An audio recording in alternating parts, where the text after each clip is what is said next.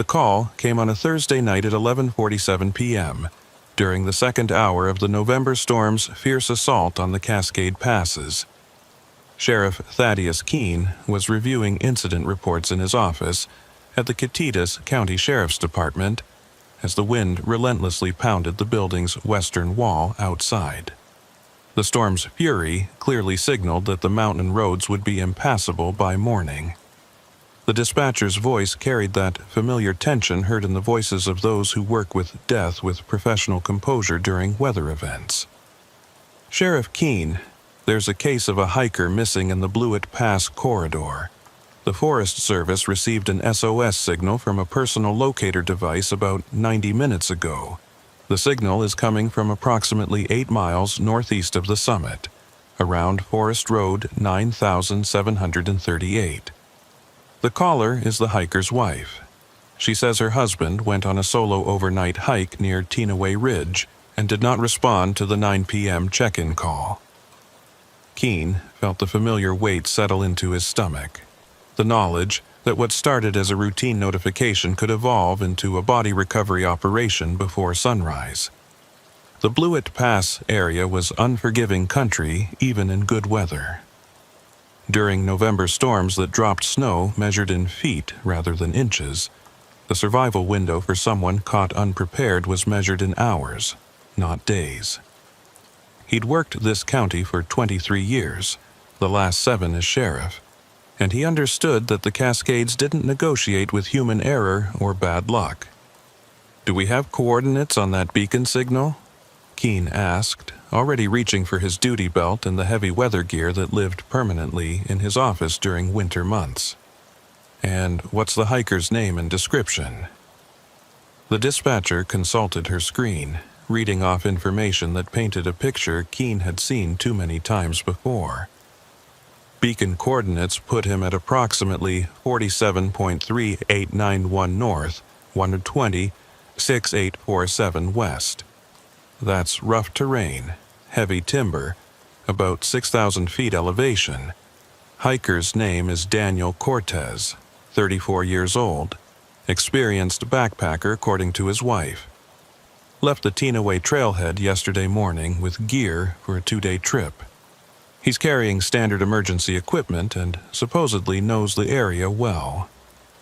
Keene pulled up the topographic maps on his computer, studying the terrain around the beacon coordinates. The location was in a transitional zone where the ponderosa pine forests of the eastern Cascades gave way to higher elevation timber, cut through by steep-walled canyons that funneled wind and snow into conditions that could reduce visibility to arm's length. The forest roads that access the area were logging routes, maintained irregularly and designed for summer use by heavy equipment rather than emergency vehicles during winter storms. "Contact Deputy Thorne and tell him to meet me at the department in 20 minutes with full winter search gear," Keene said, making the calculation that this situation would require at least 2 officers and probably coordination with the volunteer search and rescue teams. Also, notify Ione Mercier with the SAR unit. If that beacon is still transmitting by the time we're mobilized, we'll need her tracking experience. Ione Mercier was a wilderness first responder who had moved to Catitas County 5 years earlier, bringing with her a decade of search and rescue experience from Alaska and a reputation for finding people in conditions that defeated less experienced searchers. She volunteered with the county's SAR coordinator and maintained a level of physical conditioning that put most professional law enforcement officers to shame. More importantly, she understood the psychology of lost hikers and the way people made decisions when hypothermia began affecting their judgment.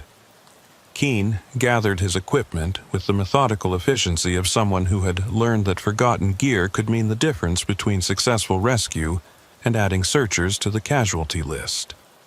Cold weather clothing rated for sub-zero conditions, backup communications equipment, GPS units with fresh batteries, emergency medical supplies, and the personal locator beacon that would allow dispatch to track his position if communications failed. The weight of the gear was substantial, but lighter than the alternative of being caught unprepared when weather and terrain conspired to create lethal conditions.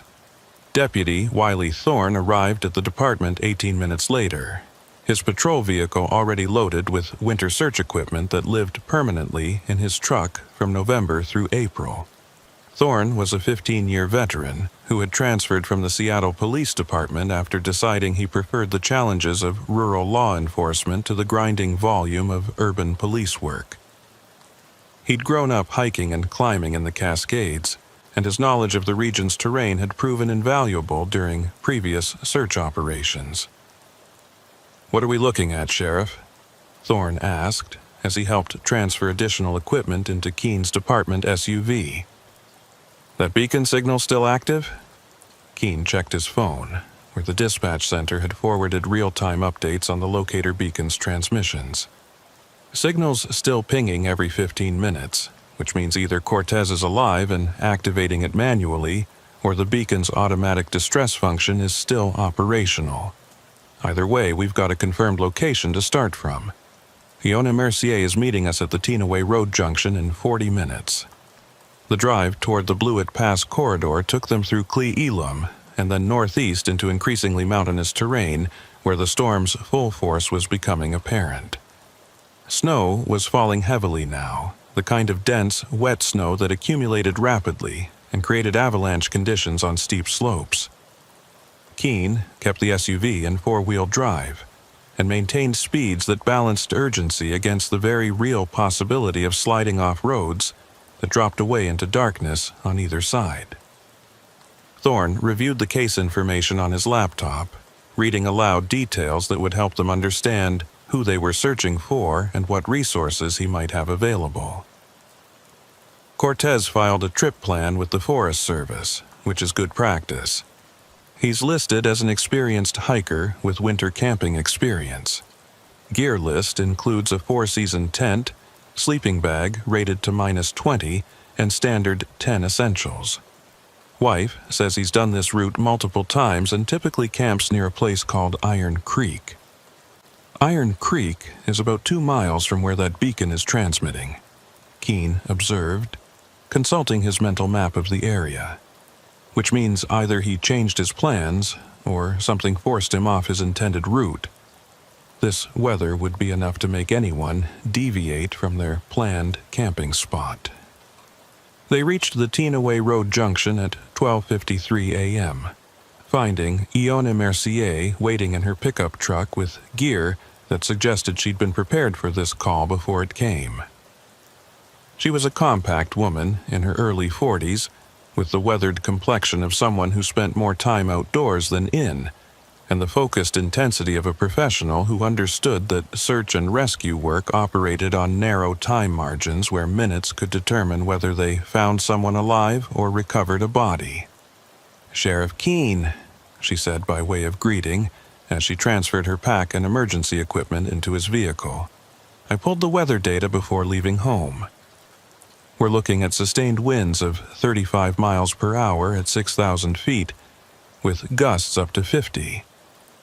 Temperature is dropping through the 20s and snow accumulation is running about 2 inches per hour. If Cortez is injured or his shelter has failed, we're racing hypothermia on a very tight timeline." Keene appreciated Mercier's directness. She didn't waste time with speculation or false optimism, which made her assessments reliable when making tactical decisions about search operations. "What's your read on that beacon location? The coordinates put him in rough country, possibly off trail." Mercier studied the topographic map on Keene's laptop, her expression growing more concerned as she examined the terrain features. "That's bad ground for someone caught in a storm. The area around those coordinates is cut up by steep drainage systems that funnel wind and create deep snow accumulation. If he's taken shelter in one of those drainages, he could be under several feet of snow by morning. We need to reach him before dawn, or the search becomes a recovery operation." The drive to the Forest Road access point took another 40 minutes, with conditions deteriorating as they climbed toward the pass. The snow was piling up in drifts that made the road barely distinguishable from the surrounding forest, and Keene found himself relying more on GPS navigation than visual reference points. They passed through stands of old-growth timber, where the canopy provided some protection from the snow, then into open areas where the wind had sculpted the accumulation into shapes that looked like frozen ocean waves. The trailhead parking area was empty except for a single vehicle, a Subaru Outback with Colorado plates that matched the registration information for Daniel Cortez. The car was already buried under 8 inches of snow, suggesting it had been sitting here since yesterday morning as planned. Keene photographed the vehicle and noted its condition for the record. Standard procedure for search operations that might later require detailed reconstruction of events. "Let's gear up and move out," Keene said, checking his communications equipment one final time before they left the relative safety of the vehicles. "Stay tight, maintain visual contact, and if conditions get worse than this, we abort and call for additional resources at first light. Nobody becomes a casualty trying to rescue someone who might already be beyond help."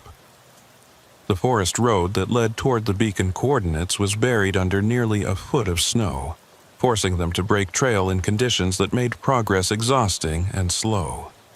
The wind was driving the snow horizontally now, creating whiteout conditions that reduced visibility to perhaps 50 feet, even with powerful flashlights. Keene found himself navigating primarily by GPS, checking their position every few minutes against waypoints that marked their route toward the beacon's last known transmission point. They had been hiking for approximately 90 minutes, covering perhaps 2 miles of difficult terrain, when Thorne stopped suddenly and raised his fist in the signal for halt. Keene and Mercier closed up, forming a tight group as Thorne pointed toward something his flashlight had illuminated in the snow ahead. "Sheriff, look at this," Thorne said quietly, his voice carrying an undertone that Keene recognized as the wariness that came with discovering something that didn't fit the expected pattern. Fresh disturbance in the snow, and it's not from wildlife. Keene directed his flashlight toward the area Thorne had indicated, seeing what had caught his deputy's attention. The snow showed signs of recent disruption, a pattern of disturbance that suggested someone had been digging or working in this location within the past several hours. But what made Keene's professional instincts suddenly alert was the nature of the disturbance. It wasn't random or chaotic, like someone thrashing through deep snow. It was deliberate and methodical, the kind of pattern that came from someone conducting careful work in difficult conditions. Mercier moved forward cautiously, studying the disturbed snow with the practiced eye of someone trained to read wilderness environments for signs of human activity. After a moment, she straightened up and turned to face Keene, her expression troubled in the backwash of the flashlights. "Sheriff, this wasn't made by someone walking through or setting up camp," she said carefully, choosing her words with obvious concern. "Someone dug a hole here, then covered it back over. You can see where they used branches to smooth the surface, trying to make it look natural. This is concealment work, and it's recent enough that the storm hasn't completely obscured the evidence." Keene felt the operation's parameters shift in his mind. The transition from search and rescue to something that required different protocols and assumptions. He'd worked law enforcement long enough to recognize when something moved from accident or misadventure into the territory of intentional human action. Carefully, he approached the disturbed area and used his hiking pole to probe the snow, feeling for whatever might be hidden beneath the surface. The pole encountered resistance approximately 18 inches down, something solid that didn't feel like frozen ground or rock. Keene exchanged a glance with Thorne. Thorne, who had already unslung his pack and was retrieving a collapsible snow shovel.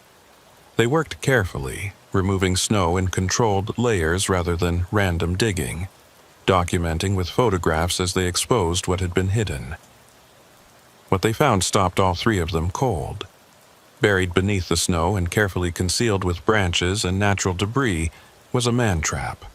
a crude but potentially lethal device constructed from sharpened stakes positioned to impale anyone who stepped into the concealed pit. The stakes were steel rebar, cut to points and arranged in a pattern that would cause devastating injury to anyone who fell into the trap. This wasn't wilderness survival gear or hunting equipment. This was designed to harm human beings. Jesus Christ, Thorne breathed, staring at the trap they had narrowly avoided triggering. Someone built this deliberately and positioned it on a route where searchers would be likely to pass. Keen's mind was racing through implications that fundamentally changed his understanding of what they were dealing with. This wasn't a lost hiker situation anymore. This was either a crime scene or an active threat situation where someone had deliberately created hazards designed to injure or kill people moving through this area. The question was whether Daniel Cortez was a victim of whoever had built this trap, or whether there was something more complex happening in these mountains. Ione, how long would it take to construct something like this in these conditions? Keen asked, studying the trap's construction for clues about who might have built it and why. Mercier examined the trap carefully before responding, her expression grave. In daylight with proper tools, maybe 2 hours of work. In darkness during a storm, considerably longer. But Sheriff, this level of construction suggests someone who planned this in advance and had time to position it carefully. This isn't improvised. Someone prepared this trap knowing that people might come through this area, and they wanted to make sure those people got hurt. Keen made the decision that would determine how the rest of this night unfolded.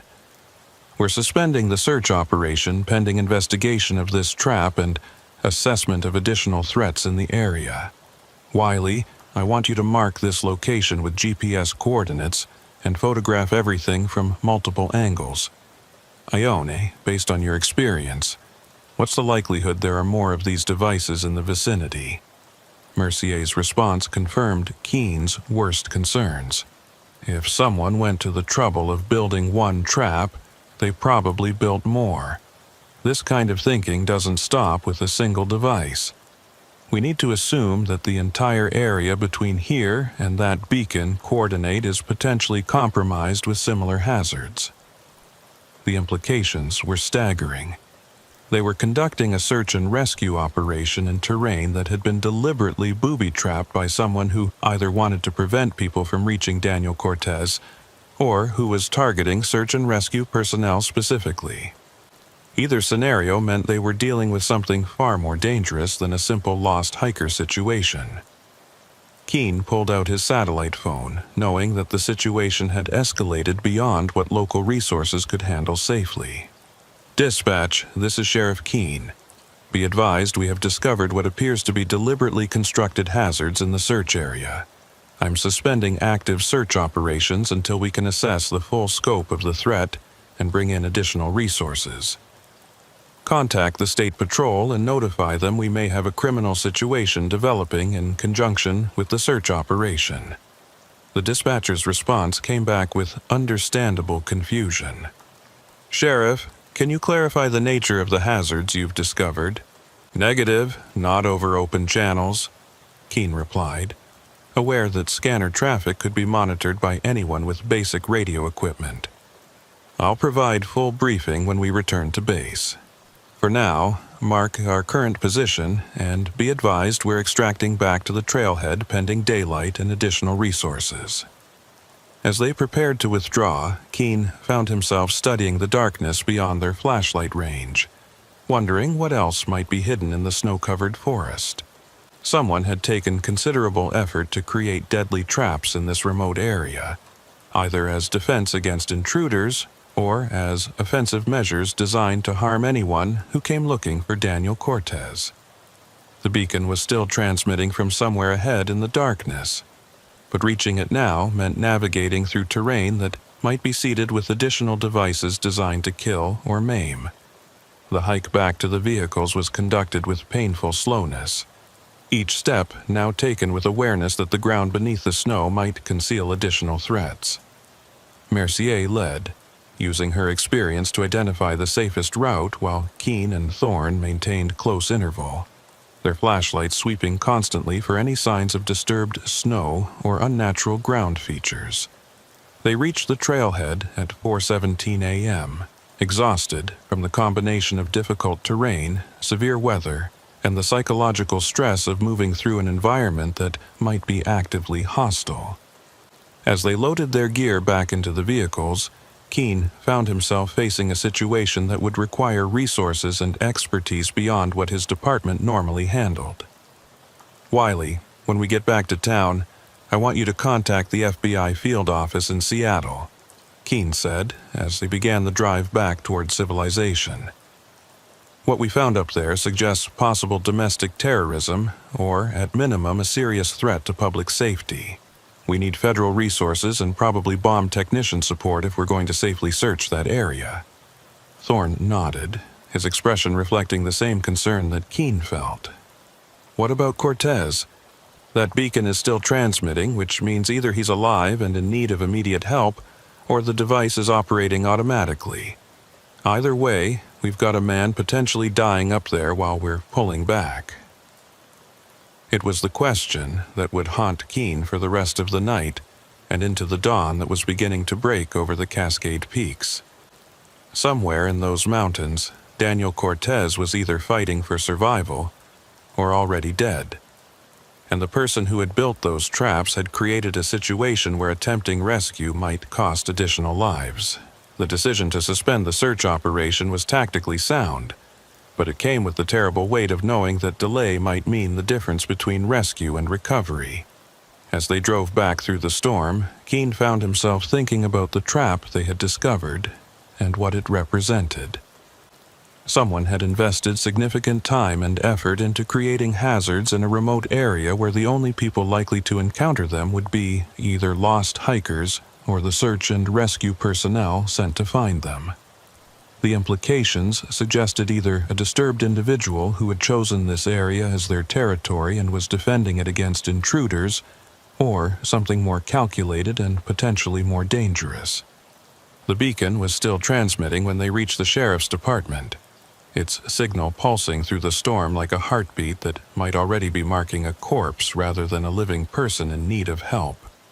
Dawn broke over the Cascades with the pale, exhausted light of a sun that had fought through storm clouds and found the effort barely worthwhile. Sheriff Keene stood in the briefing room of the Catitas County Sheriff's Department, staring at the topographic map spread across the conference table while exhaustion pulled at his thoughts like an undertow. He'd managed perhaps 90 minutes of sleep in his office chair before the first of the federal response teams began arriving, and now the room was filling with personnel whose presence confirmed that what had started as a routine search and rescue had evolved into something considerably more complex and dangerous. Special Agent Michael Voss from the FBI's Seattle field office was a lean man in his early 50s who carried himself with the careful economy of someone accustomed to operating in environments where wasted energy could prove fatal. He'd arrived with a two-person evidence response team and a tactical specialist whose job description apparently involved rendering safe explosive devices and improvised weapons. Voss had spent 20 minutes reviewing the photographs and GPS data from the trap site before speaking, and when he finally did, his assessment confirmed Keene's worst concerns about what they were dealing with in the mountains. "Sheriff Keene, based on the construction methods and positioning of this device, we're looking at someone with either military experience or extensive knowledge of infantry tactics," Voss said, using a laser pointer to indicate specific features in the photographs.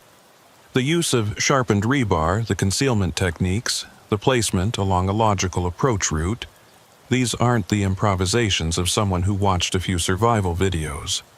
This is fieldcraft from someone who understands how to deny terrain to enemy forces." Keene felt the situation's gravity settling deeper into his understanding of what they faced. Are we talking about a veteran who's had some kind of breakdown or something more organized? Voss exchanged glances with his tactical specialist, a compact woman named Sarah Brennan, who had been studying the trap photographs with the focused intensity of someone mentally calculating blast radii and shrapnel patterns. "Too early to make that determination with confidence," Voss replied. "But the deliberate nature of the trap's construction and its positioning suggest someone operating with clear intent rather than random paranoia. Whoever built this knew that a missing hiker would trigger a search response, and they positioned their trap to intercept anyone following standard search patterns." Deputy Thorne had been reviewing additional weather data and beacon transmission logs, his expression growing increasingly troubled as he worked through the timeline. "Sheriff, I've been analyzing the beacon's transmission pattern.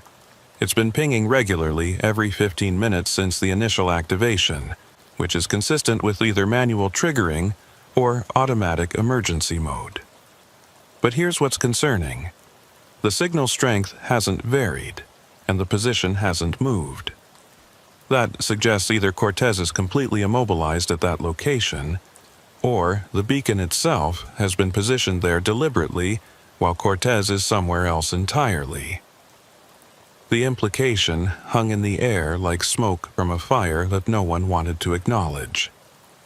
If the beacon had been placed as bait rather than used by Cortez as a genuine distress signal, then they were dealing with something far more sinister than a hiker in trouble.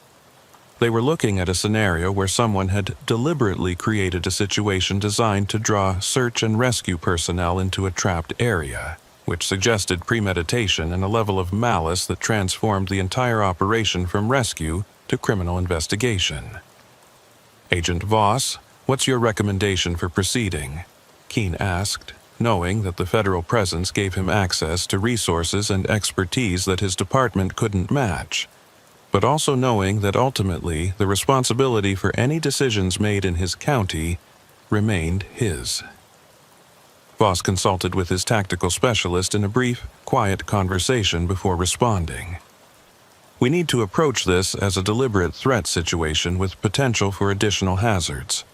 I'm recommending we bring in a full evidence response team with explosive ordnance disposal capability, conduct aerial reconnaissance to identify any obvious disturbances in the snow cover that might indicate additional traps, and then execute a deliberate clearance operation to the beacon location.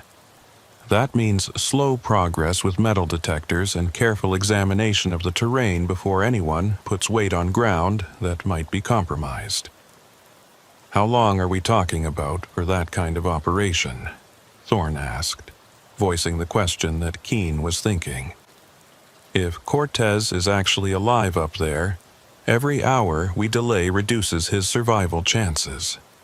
It was the eternal tension in search and rescue operations, the balance between speed and safety, between the moral imperative to help someone in distress and the practical reality that adding casualties to a situation didn't save anyone. Voss's expression suggested he'd faced this calculation many times before and had never found an answer that satisfied all competing requirements. Realistically, with current weather conditions and the terrain involved, we're looking at a minimum of 6 hours to reach the beacon location safely, Voss said. And that's assuming we don't encounter additional hazards that require time to assess and neutralize. Sheriff, I understand the urgency, but sending personnel into a trapped area in these conditions is more likely to create additional casualties than effect a successful rescue. Keene made the decision that command positions required, the choice between what he wanted to do and what circumstances allowed. We proceed with the deliberate clearance operation. Get your teams mobilized and coordinate with Deputy Thorne on logistics. I want continuous communication and immediate notification if we discover anything that changes our assessment of the threat level. Ione Mercier had been standing quietly near the map table, studying the terrain features around the beacon location with the focused attention of someone running mental calculations about routes and hazards. She looked up as the briefing concluded, her expression carrying a concern that went beyond the immediate operational challenges. "Sheriff Keene, I need to show you something that might be relevant," Mercier said, pulling out her own topographic map marked with annotations in colored pencil. When I reviewed the area around that beacon coordinate, I noticed something about the terrain that bothers me. That location sits at the intersection of 3 different drainage systems, which means it's a natural collection point for anyone moving through that part of the mountains.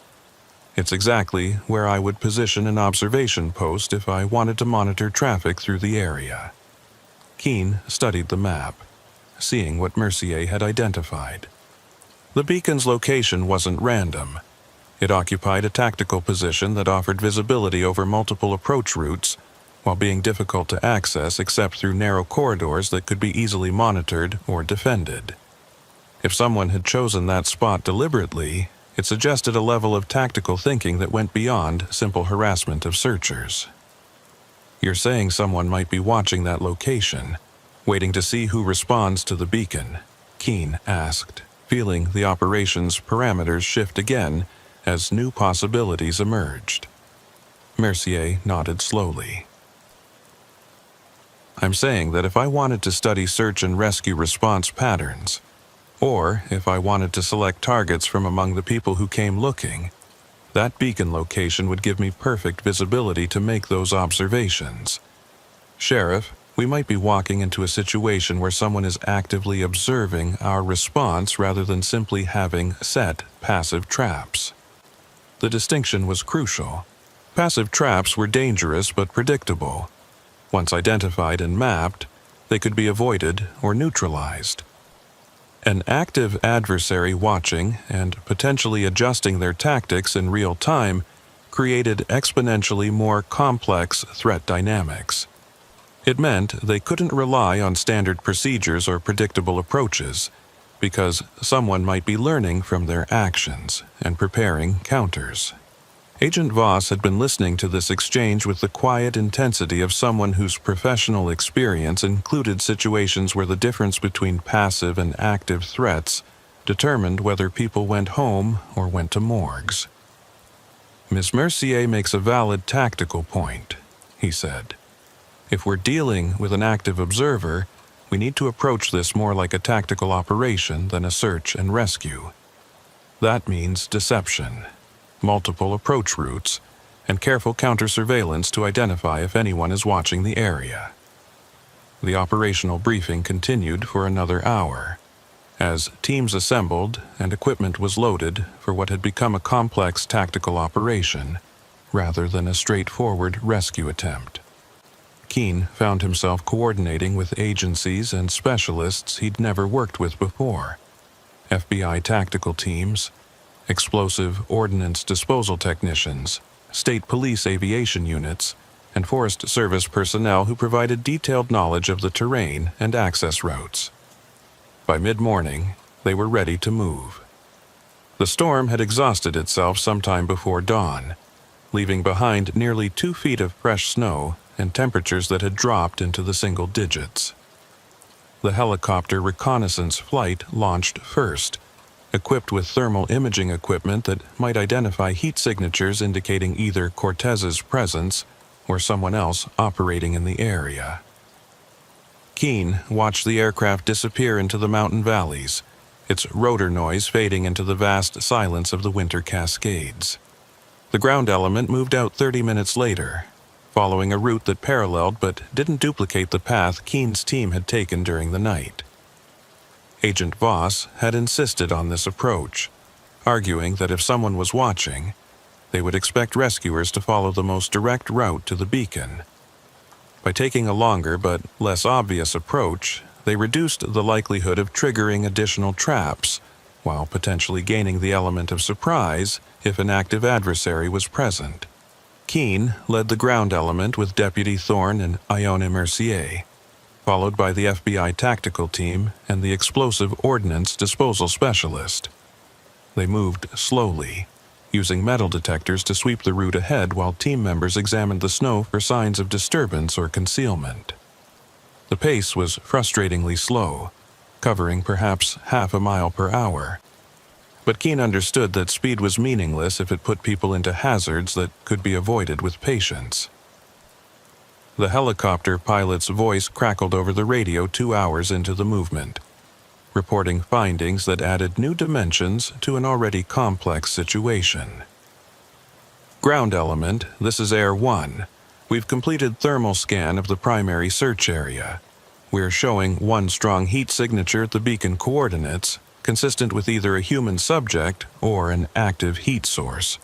But we're also picking up 3 additional thermal anomalies in positions surrounding the beacon location, forming what looks like an observation perimeter. Recommend extreme caution on approach. Keene felt his tactical assessment shift as he processed this information. If there were multiple heat signatures in a perimeter arrangement, they were either looking at additional victims who had been trapped in the area, or they were dealing with multiple individuals who had positioned themselves to observe or control access to the beacon location. Neither scenario matched the profile of a lone, disturbed individual setting random traps. Air 1, can you determine if those perimeter signatures are consistent with human subjects or equipment? Keene asked, needing more information before deciding how to proceed. The pilot consulted with his thermal imaging operator before responding. Negative, Sheriff. At this altitude and with current atmospheric conditions, we can't distinguish between a human signature and properly insulated equipment generating heat. The signatures are persistent and haven't moved during our observation period, which could indicate either stationary personnel or positioned devices. Agent Voss had moved up beside Keene, studying his tactical map while listening to the helicopter's report. Sheriff, this is starting to look less like a rescue situation and more like a deliberate tactical scenario. Someone has either positioned themselves to control access to that beacon location, or they've set up something designed to look like human presence to draw us in. Either way, we need to revise our approach. The next decision would determine how the rest of this operation unfolded. Keene could order a direct approach to the beacon location, accepting the risk of potential confrontation or additional traps in exchange for speed. Or he could implement an even more cautious strategy, using observation and reconnaissance to gather more information before committing personnel to close proximity with whatever was waiting at those thermal signatures. Before Keene could make that decision, Deputy Thorne's voice cut through on the radio with urgency that made everyone on the tactical net immediately alert. Sheriff, I've got fresh tracks here, and they're not from our previous movement. Someone's been through this area within the past few hours, and they were moving with purpose. Keene and the FBI team moved quickly to Thorne's position, finding what the deputy had discovered. The tracks were clear in the fresh snow, boot prints from someone wearing what appeared to be military-style cold-weather boots, moving in a straight line that suggested confidence and familiarity with the terrain. The tracks led directly toward the beacon location, but they showed none of the cautious, searching pattern that would characterize someone lost or in distress. These were the tracks of someone who knew exactly where they were going and why. These were made after the storm stopped, Mercier observed, kneeling to examine the tracks more closely. You can see where the snow has started to settle into them, but there's no wind drift yet. I'd estimate these are 3 to 4 hours old, made right around dawn. Agent Voss was already on his radio, coordinating with the helicopter for aerial observation of the track line. Air 1, we've got fresh tracks leading toward the beacon location from approximately 300 meters west of our position. Can you follow the back trail and identify where they originated? The helicopter swung wide, using its altitude advantage to trace the track line back through the forest. The pilot's report came back within minutes, and it transformed the operation's entire character. Ground element, those tracks originate from a structure approximately 1 kilometer west of your position. Appears to be a cabin or small building, definitely man-made. We're showing smoke from a chimney, which means the structure is occupied. Keene felt pieces of a picture coming together, though the complete image remained frustratingly unclear.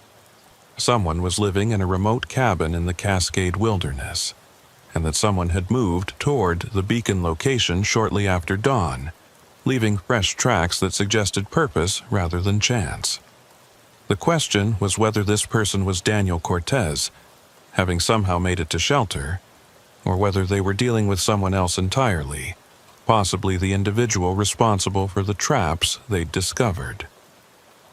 "Agent Voss, I'm recommending we split our response," Keene said, making the tactical calculation that the situation now required. "Part of our element continues toward the beacon location to determine status of whoever or whatever is generating that primary heat signature. The other part investigates that cabin to identify who's living there and whether they're connected to this situation." Voss considered this proposal for perhaps 30 seconds before nodding agreement. "Concur. I'll take the primary team to the beacon location with your Deputy Thorne. You take a smaller element to investigate the cabin with Miss Mercier. We maintain radio contact, and nobody engages with anything or anyone without coordination. If this is an active adversary situation, we need to control the tactical development rather than letting circumstances force our decisions." The teams split, with Keene leading 3 officers and Mercier toward the cabin while Voss's larger element continued the deliberate movement toward the beacon. The cabin was exactly where the helicopter had indicated, a small structure built from logs and positioned in a clearing that provided good visibility over the surrounding terrain. Smoke rose from a metal chimney, and the building showed signs of regular maintenance. This wasn't an abandoned shelter, but someone's deliberate residence. Keene approached with tactical caution, using the tree line for concealment, while observing the cabin for signs of activity. The front door was closed, and there were no visible windows on the side facing their approach. Fresh tracks led from the cabin door toward the beacon location, confirming what the helicopter had reported. Someone had left this structure and moved with purpose toward the area where Cortez's beacon was transmitting. "Sheriff, look at this," Mercier whispered, pointing toward a structure behind the cabin that Keene had initially missed. It was a shed or storage building, and near its entrance were items that made Keene's law enforcement instincts suddenly heighten. Steel rebar cut to various lengths, shovels and other digging implements, and what appeared to be surveying equipment of the type used to mark trails or establish positions with precision.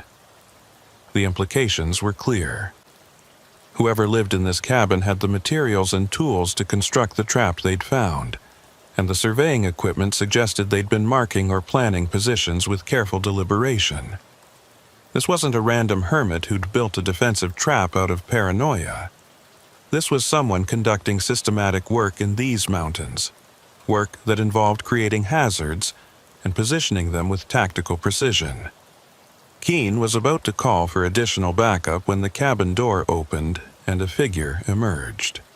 The man was tall, perhaps 60 years old, wearing heavy winter clothing and carrying what appeared to be a thermos. He stopped when he saw the law enforcement presence, but his reaction wasn't panic or surprise. It was the careful, measured response of someone who had been expecting this confrontation eventually and had prepared for it mentally. "You'd be Sheriff Keene," the man said, his voice carrying clearly across the clearing. "I figured someone would find their way up here eventually, especially after that hiker started transmitting his distress beacon. I'm assuming you've got questions about those traps I built." Keene kept his hand near his sidearm while maintaining a non-threatening posture, aware that this conversation could escalate in multiple directions depending on how the next few moments unfolded. "Sir, I need you to keep your hands visible and identify yourself. We're investigating a missing person case and we've discovered hazardous devices in this area. I need to know what your involvement is in this situation."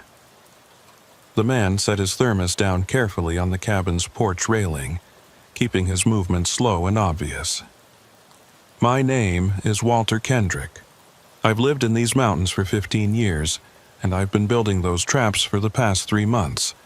They're not designed to hurt hikers or people who belong up here. They're designed to stop the people who've been using these mountains for something that law enforcement should have been investigating years ago." Keene felt the situation shifting again, moving from what he'd assumed was a disturbed individual creating hazards into something that might involve local knowledge about criminal activity in the area. "Mr. Kendrick, I need you to explain what you mean by people who don't belong up here, and why you felt the need to build traps instead of contacting law enforcement." Kendrick's laugh was bitter, carrying years of frustration. "Sheriff, I contacted your department 4 times over the past 2 years, reporting suspicious activity in these mountains. People moving through at night, vehicles on the forest roads during seasons when there's no legitimate reason for traffic, and signs of organized activity in areas that should be empty except for occasional hikers. Every time I called, I was told you'd look into it, but nothing ever changed. So I decided if law enforcement wasn't going to protect these mountains, I would." Deputy Thorne's voice crackled over Keene's radio before he could respond to Kendrick's statement. "Sheriff, you need to hear this. We've reached the beacon location and we've found Cortez. He's alive, but in bad condition, hypothermic and injured. But Sheriff, he's telling us something about the people who are holding him that you need to know about immediately." Keene kept his attention divided between Kendrick and the radio, gesturing for the man to remain where he was while he processed this new information. "Go ahead, Deputy." Thorne's voice carried tension that Keene recognized as the strain of someone dealing with a situation that had just become significantly more complex. "Cortez says he wasn't lost, Sheriff. He was taken. There's been a group operating in these mountains, using the remote access roads to move product. When Cortez stumbled onto their operation while hiking, they grabbed him and were holding him until they could decide what to do. He managed to escape this morning, activated his beacon, and was trying to make it out when the storm got too severe. The people who were holding him, he says there's at least 3 of them, and they're still in the area." The situation crystallized in Keene's mind with sudden, uncomfortable clarity. The traps, the occupied cabin, the suspicious activity Kendrick had been reporting, they were all connected to what was apparently an organized criminal operation using the Cascade Wilderness as their base. Kendrick hadn't been a disturbed individual creating random hazards. He'd been attempting to defend his territory against people who were using it for illegal purposes, and his traps had been aimed at stopping that criminal activity rather than harming innocent hikers or search and rescue personnel. "Mr. Kendrick," Keene said carefully, "I need you to tell me everything you know about the people operating in these mountains, and then I need you to tell me where you positioned those traps, because we have a missing persons case that just became a criminal investigation, and I need to know what my people are walking into." Kendrick's expression shifted from defensive to something approaching relief, as if he'd been waiting years for someone in authority to finally take his concerns seriously. "Sheriff, what I'm about to tell you is going to explain why I built those traps, and why I was willing to face legal consequences to stop what's been happening in these mountains. But you need to understand something first. The people running this operation aren't just criminals. They're organized, they're connected, and they've been operating with impunity because they know how to use this terrain, and they've been confident that rural law enforcement doesn't have the resources to stop them." As Keene listened to Kendrick's account of what he'd observed over the past 2 years, he realized that what had started as a straightforward search and rescue operation had uncovered something far more significant and dangerous. The Cascade Wilderness that he'd sworn to protect was being used as a corridor and staging area for criminal activity on a scale that would require resources beyond what his department could provide. And the traps that had nearly killed his search team had been built not by a madman, but by a frustrated citizen who had watched his reports to law enforcement disappear into bureaucratic indifference. The radio traffic between his position and Deputy Thorne's location was increasing, with Agent Voss coordinating the extraction of Cortez while simultaneously positioning his tactical team to respond to the possibility of encountering the people who had held the hiker. Keene found himself managing multiple crisis situations simultaneously: the immediate need to secure Cortez's safety, the requirement to investigate Kendrick's allegations, and the tactical challenge of operating in terrain that might still be trapped or under observation by hostile forces. As morning moved toward afternoon, Keene stood in that mountain clearing and understood that the next decisions he made would determine whether this situation resolved with minimal casualties or escalated into something that would haunt everyone involved. The beacon was still transmitting somewhere in those mountains, but now Keene knew it marked not just a rescue site but the intersection of criminal activity, vigilante justice, and law enforcement response in terrain that offered perfect concealment for anyone willing to use violence to protect their operations. The extraction of Daniel Cortez took 3 hours and required resources that pushed the operational capacity of every agency involved to its absolute limit. Deputy Thorne coordinated with the helicopter crew to establish a landing zone in a clearing approximately half a mile from where they'd found the hiker, while Agent Voss's tactical team maintained security perimeter against the possibility that whoever had been holding Cortez might attempt to prevent his rescue or eliminate him as a witness. Keene remained at Kendrick's cabin, using the structure as a forward command post while simultaneously conducting an interview that was revealing the scope of criminal operations in the Cascade Wilderness. Walter Kendrick sat at his rough-hewn kitchen table, a cup of coffee growing cold between his weathered hands as he laid out 2 years of observations and documentation that law enforcement should have been investigating all along.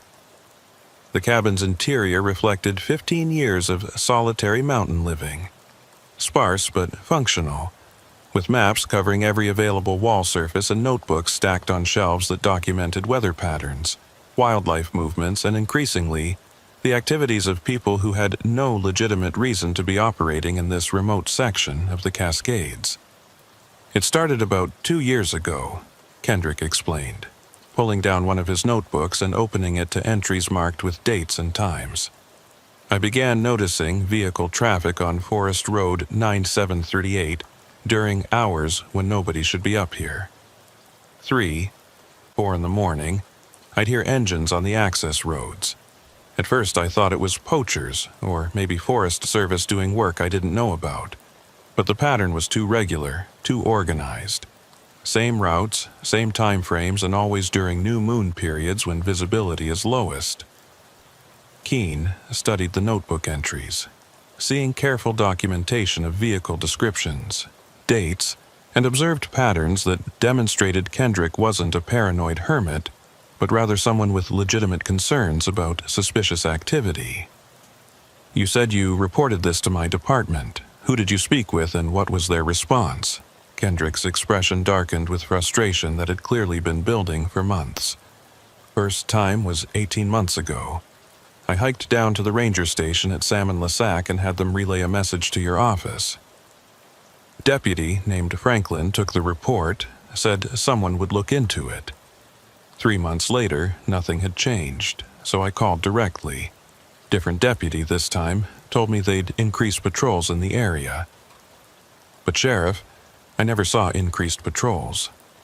I saw the same suspicious vehicles running the same patterns, getting bolder.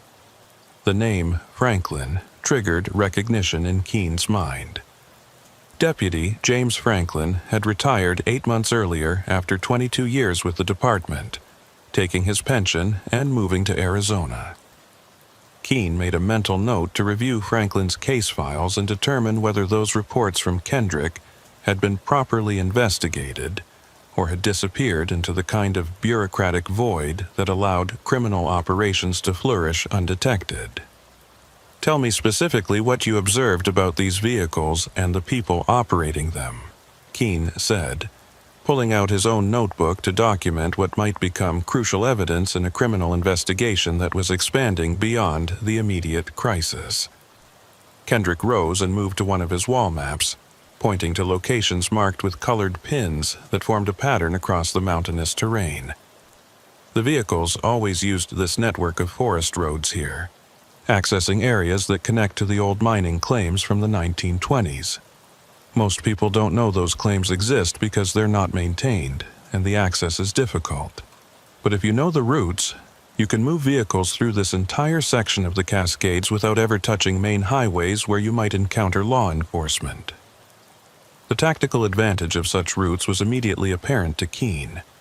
The forest road network in this area had been built decades earlier to support logging and mining operations, creating a web of rough but passable routes that connected isolated areas without depending on maintained highways. For criminal operations requiring discretion and mobility, these roads offered perfect infrastructure that avoided the checkpoints and surveillance associated with regular transportation corridors. What were they moving? Keene asked, though he was beginning to form suspicions about the nature of the operation based on the patterns Kendrick described. Never got close enough to see cargo directly, Kendrick admitted. But based on vehicle types and the way they moved, I'd say something valuable and illegal. The trucks were always covered, and they moved in pairs. One vehicle carrying whatever they were transporting, another riding security. Professional operations, Sheriff, not amateurs or opportunists. Keene's radio crackled with an update from Deputy Thorne at the helicopter landing zone. Sheriff, Cortez is loaded and the bird is lifting off. Medics say he's hypothermic and dehydrated but stable. He's conscious enough to provide information, and he's asking to speak with you directly as soon as possible. Says what he saw up here is bigger than just the people who grabbed him. Copy that, Keene replied. I'm wrapping up at this location and will coordinate with medical staff when we get back to town. What's Agent Voss's assessment of the security situation at the Beacon location? Thorne's response carried undertones of concern that matched Keene's own growing unease about what they'd uncovered. Agent Voss says the site shows signs of recent occupation by multiple individuals. They found evidence of observation posts and equipment caches that suggest this wasn't a temporary camp, but part of an established operation. He's recommending we treat the entire area as a crime scene and bring in additional resources for a comprehensive investigation. The implications were staggering in their scope. What had started as a search for a lost hiker had revealed organized criminal activity using public lands as operational territory. A vigilante resident who'd taken matters into his own hands after law enforcement failed to respond. And now evidence suggesting the criminal operation was sophisticated enough to maintain permanent infrastructure in remote wilderness areas. Keene understood that he was looking at something that would require resources far beyond what his rural county could provide, and political complications that would ripple through multiple agencies and jurisdictions. Mr. Kendrick, Keene said, making a decision that would determine how the next phase of this investigation unfolded. I need you to come back to town with me and provide a formal statement about everything you've observed. I also need to know the locations of every trap you built, because we're going to have people working in these mountains, and I can't risk someone triggering one of your devices. Kendrick nodded slowly, seeming to understand that his solitary campaign against the criminal operation was now being absorbed into an official investigation that would either validate his concerns or result in criminal charges for the hazards he'd created. Sheriff, I'll cooperate fully. But you need to understand something. The people running this operation know these mountains as well as I do, maybe better. They've had 2 years to establish themselves while law enforcement did nothing. Whatever response you're planning, they'll see it coming unless you approach this with more sophistication than routine patrol work. The warning was valid, and it highlighted the central challenge of investigating criminal operations in terrain that offered perfect concealment and observation advantages to anyone familiar with the landscape. Standard law enforcement tactics that worked in urban or suburban environments became liabilities in wilderness areas where criminals could watch approach routes from miles away and had unlimited escape options through terrain that defeated vehicle pursuit. Agent Voss arrived at Kendrick's cabin 90 minutes later, bringing with him a preliminary assessment of what his team had found at the Beacon location that confirmed Kendrick's observations and expanded the investigation's scope even further. The FBI agent's expression carried the careful neutrality of someone who had worked enough complex cases to know that premature conclusions led to investigative dead ends. "Sheriff Keene, we've documented evidence of an organized operation at that beacon site that goes beyond simple criminal activity," Voss began, spreading photographs across Kendrick's table that showed equipment caches, observation positions, and infrastructure that demonstrated long-term planning. "We found communications equipment, supplies for extended operations, and most significantly, records that suggest this location was being used as a coordination point for activities across a much wider area than just this immediate section of the Cascades." Keene studied the photographs, seeing details that transformed his understanding of what they were investigating. The communications equipment wasn't the kind of consumer-grade radios that casual criminals might use. It was professional-grade gear capable of encrypted communications over distances that could coordinate activities across the entire region. The supplies included cold-weather gear, weapons, and operational materials that suggested people had been living and working at this location for extended periods. "What kind of records did you find?" Keene asked, focusing on what might provide investigative leads to identify the people involved in this operation. Voss pulled out evidence bags containing documents that had been photographed in place before collection. Logistics schedules, route maps, and what appeared to be financial records documenting transactions. "Everything's coded, but our analysis team should be able to decrypt enough to understand the scope of what's been moving through here. Based on the financial figures I can see, we're talking about an operation moving product worth millions of dollars through these mountains." The scale of the operation explained why it had been sophisticated enough to avoid detection for 2 years. This wasn't opportunistic criminal activity, but rather organized logistics, using wilderness terrain as infrastructure for moving high-value contraband. The investment required to establish and maintain such an operation suggested involvement by criminal organizations with significant resources and professional expertise in evading law enforcement. Yoni Mercier had been examining the maps and photographs with the focused attention of someone who understood wilderness environments and how people moved through them. She looked up from the materials with an observation that added another layer of complexity to what they were investigating. "Sheriff, look at these route maps," Mercier said, pointing to specific features marked on the documents Voss had recovered. "These aren't just transportation corridors. They're showing cache locations, observation posts, and what look like alternate routes marked for different weather conditions and threat levels. Whoever planned this operation has been conducting professional reconnaissance and establishing infrastructure that would let them operate year-round regardless of conditions."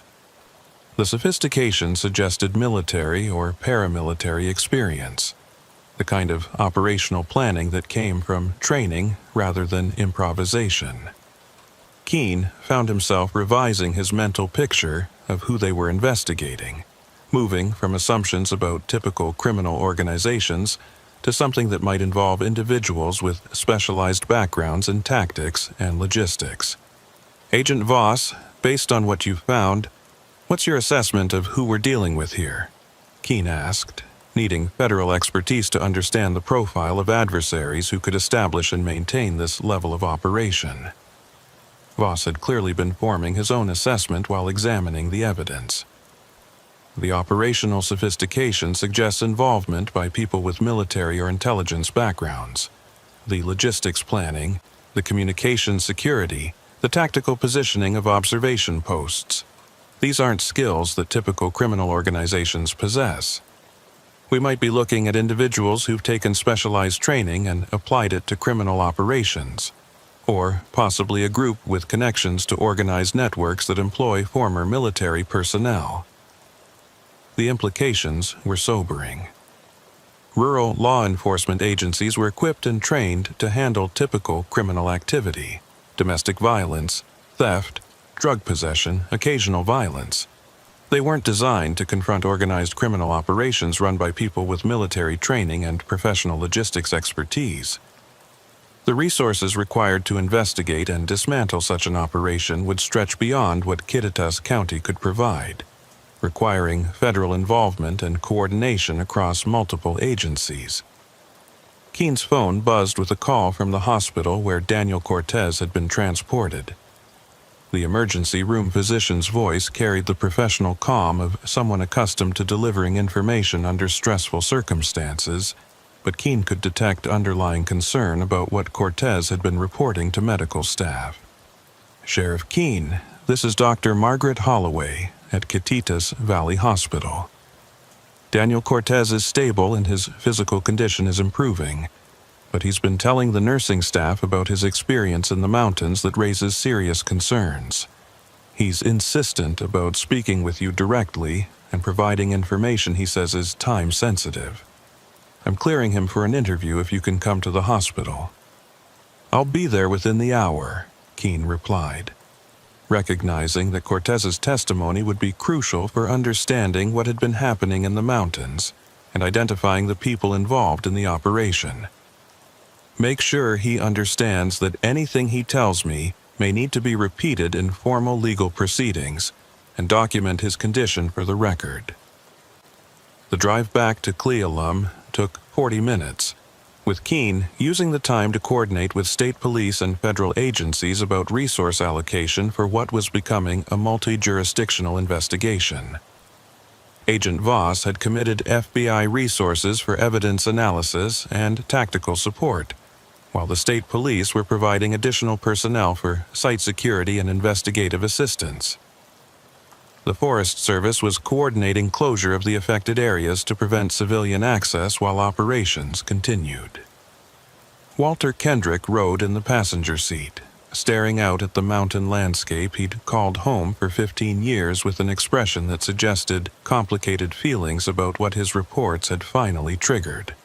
Keen understood that Kendrick faced potential criminal charges for building traps on public lands, but he also recognized that the man had been trying to address a legitimate threat that law enforcement had failed to investigate properly. "Mr. Kendrick, I can't make promises about how the legal system will treat what you did up there," Keen said as they drove through the snow-covered valleys. "But I can tell you that your documentation and observations are going to be crucial evidence in this investigation. The traps you built put people at risk, including my own personnel, but your reports about suspicious activity were legitimate concerns that should have been taken seriously." Kendrick nodded slowly, seeming to understand that he'd crossed legal lines even if his motivations had been understandable. "Sheriff, I'm not looking for immunity or special treatment. I did what I felt I had to do when law enforcement didn't respond, but if my information helps you shut down whatever those people were doing in the mountains, then maybe my choices will count for something beyond just vigilante stupidity." The interview with Daniel Cortez took place in a private room at the hospital, with medical staff monitoring the hiker's condition while Keen documented testimony that would form the foundation of the criminal investigation. Cortez was a software engineer from Seattle who had been hiking the Cascades for years, familiar with the terrain and experienced enough to handle solo overnight trips in challenging conditions. What he described about his encounter with the criminal operation provided crucial details about their methods and the nature of what they were moving through the mountains. "I was hiking toward my planned camping spot at Iron Creek when I saw vehicle lights on what should have been an abandoned forest road," Cortez began, his voice still carrying the exhaustion of his ordeal but strengthening as he committed to providing information. "It was about 8 p.m., full dark, and those roads shouldn't have any traffic at that hour. I got curious and moved closer to see what was happening, thinking maybe it was Forest Service doing maintenance or something legitimate." Keen recorded this on video while taking notes, aware that Cortez's testimony would need to withstand legal scrutiny if this investigation led to prosecutions. "What did you see when you got closer to the vehicles?" Cortez's expression darkened with remembered fear. 2 trucks, both newer models, moving without headlights once they were off the main forest road. They were using night vision equipment. I could see the infrared illuminators. Professional gear, Sheriff, not the kind of stuff recreational users have. The vehicles stopped at what looked like a predetermined location, and people got out to unload cargo. I couldn't see exactly what they were moving, but the way they handled it suggested it was valuable and heavy. How many people did you see? At least 4, maybe 5. They were working with practiced efficiency, like they'd done this many times before. No conversation that I could hear, just hand signals and coordinated movement. I knew immediately I was watching something illegal, and I started backing away as quietly as I could. That's when one of them spotted me. Keene felt the interview's importance intensifying as Cortez described the crucial moment when observation became confrontation. What happened when they spotted you? Cortez's hand trembled slightly as he recalled the experience. They didn't shout or act surprised. One of them just pointed in my direction and 3 others moved to intercept me. I tried to run, but they knew the terrain, and they had night vision while I was using a headlamp. They caught me within maybe 200 yards, zip-tied my hands, and took me back to their vehicles. Sheriff, the whole thing was executed like a military operation. Precise, efficient, no wasted motion. Did they identify themselves or explain what they were doing? Not directly, but I heard them talking to each other, discussing what to do with me. One of them was in charge, an older guy, maybe 50s, with the kind of voice that expects to be obeyed. He made the decision to hold me while they figured out whether I'd reported seeing them or if anyone knew where I was. They took my phone, my GPS, everything electronic, and moved me to a different location where they had what looked like a permanent camp set up. The description of a permanent camp confirmed what Agent Voss's team had found at the beacon location, suggesting the criminal operation had established multiple sites for different purposes throughout the mountains. Keene needed details about these locations to coordinate search operations and build a comprehensive understanding of the operation's infrastructure. Can you describe the camp where they held you and provide any details that might help us locate it? Cortez closed his eyes, clearly working to recall details through the trauma and exhaustion. It was in a canyon or drainage area, protected from weather and hidden from casual observation. They had tents, communications equipment, supplies for extended operations. The site had been there for a while, established paths, organized equipment storage, even a latrine area. This wasn't a temporary camp, Sheriff. These people had been living and working there for months, maybe longer. How many people were at this camp? I saw 3 regularly, but there were references to others who were working different shifts or positions. They talked about north sector and south routes, like they had people covering multiple areas. Based on their communications, I'd estimate they had at least 8 to 10 people involved in the overall operation. The scale continued to expand with each piece of information.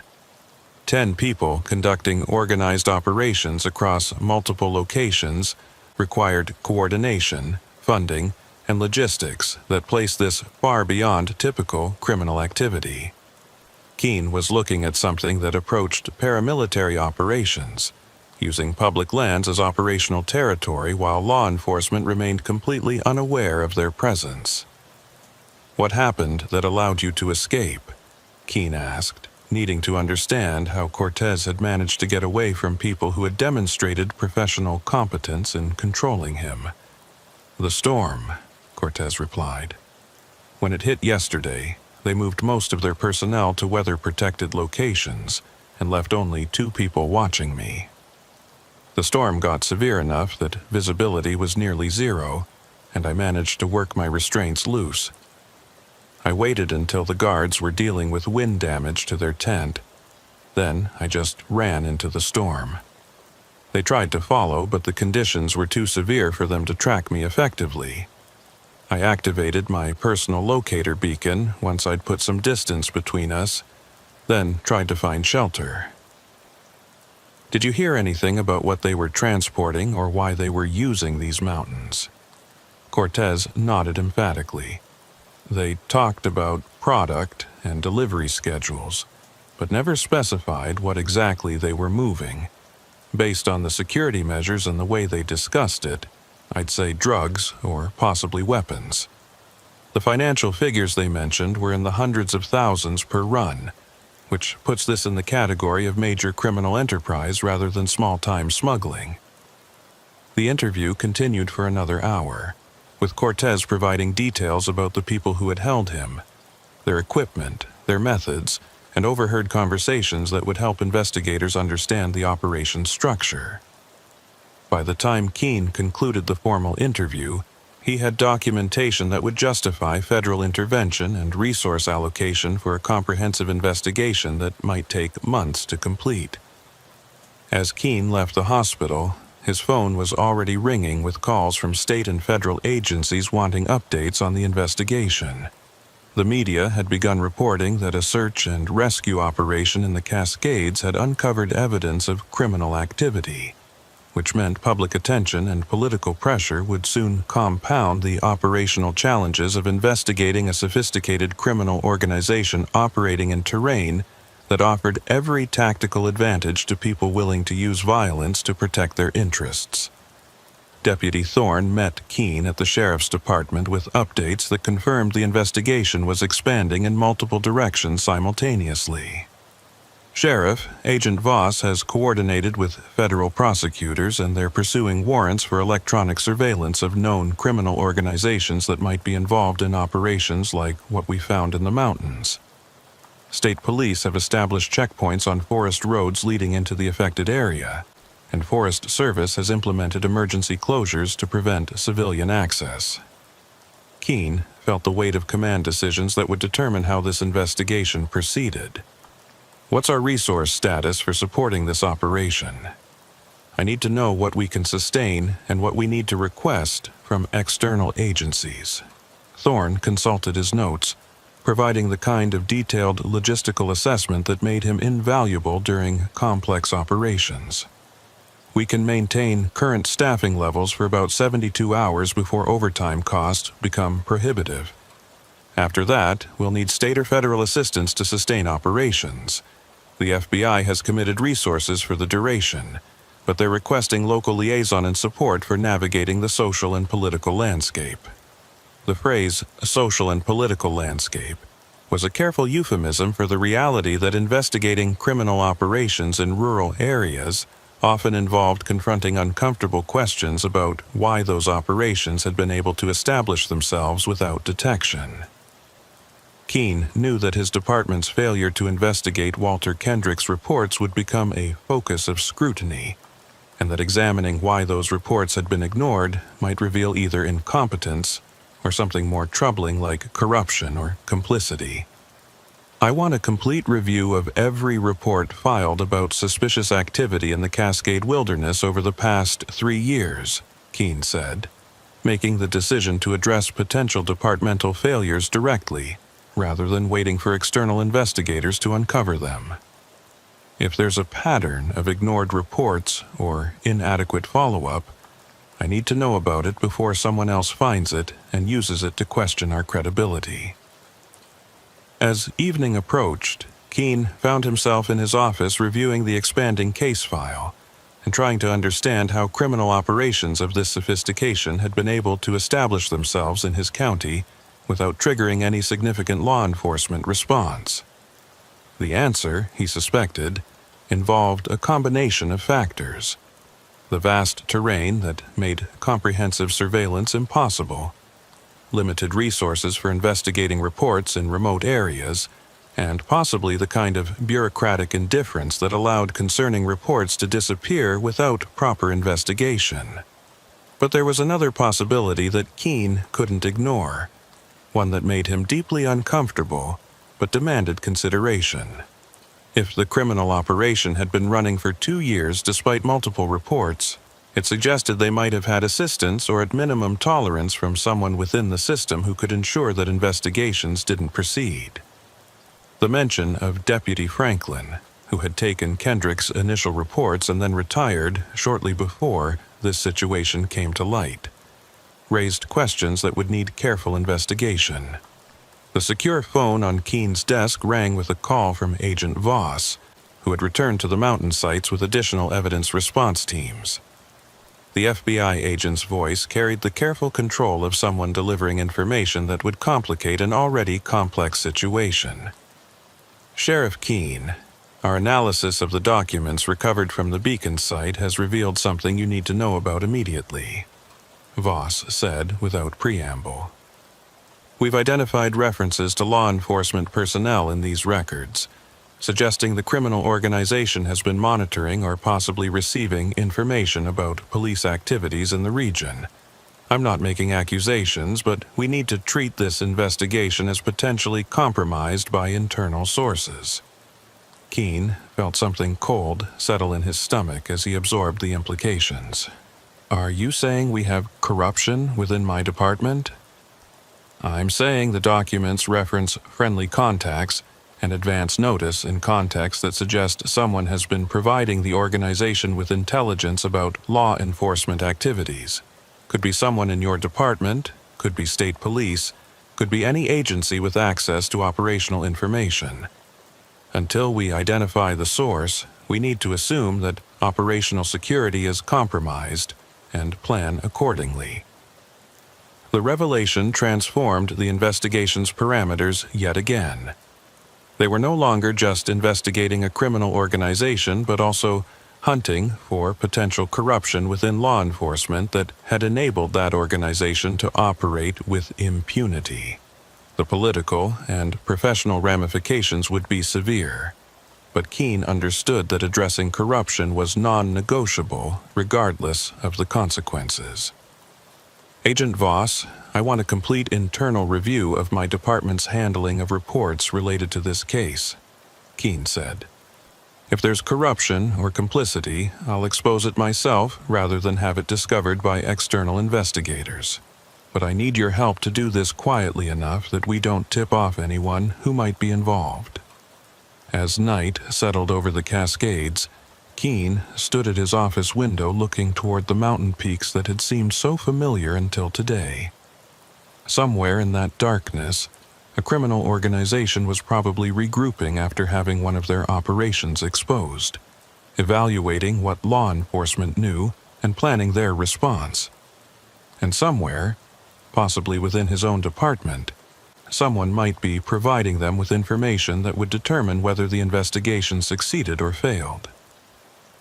The beacon had stopped transmitting hours ago, its purpose served, but the signal it had sent would continue reverberating through law enforcement agencies, criminal organizations, and the political structures of rural Washington, as everyone involved tried to understand what had been uncovered in the Cascade Wilderness and what it meant for their futures. The investigation consumed the next 72 hours with the relentless momentum of something that had been building pressure for years and finally found release. Sheriff Keene operated on minimal sleep and maximum coffee, coordinating between federal agencies whose bureaucratic procedures often conflicted with the urgent timeline of pursuing an organized criminal operation that might be preparing to abandon their infrastructure or eliminate evidence. The conference room at the Catitas County Sheriff's Department had been transformed into a joint operations center, with representatives from the FBI, DEA, state police, and Forest Service law enforcement crowding around tables covered with maps, photographs, and organizational charts that grew more complex with each day's discoveries. Agent Voss had brought in a forensic accountant from the FBI's Seattle field office, a precise woman named Catherine Drummond, who approached financial records with the focused intensity of someone reading enemy battle plans.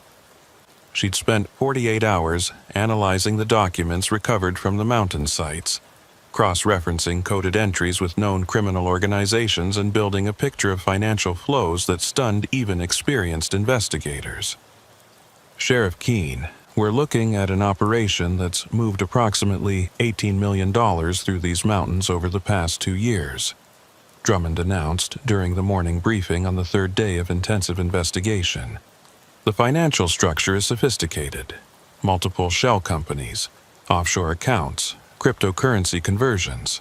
But the underlying pattern suggests we're dealing with drug trafficking, specifically high-grade synthetic opioids moving from Canadian sources to distribution networks in the Pacific Northwest. Keene absorbed this information while studying the financial flowcharts Drummond had constructed. $18 million represented a scale of criminal enterprise that dwarfed anything his county had encountered in his entire career.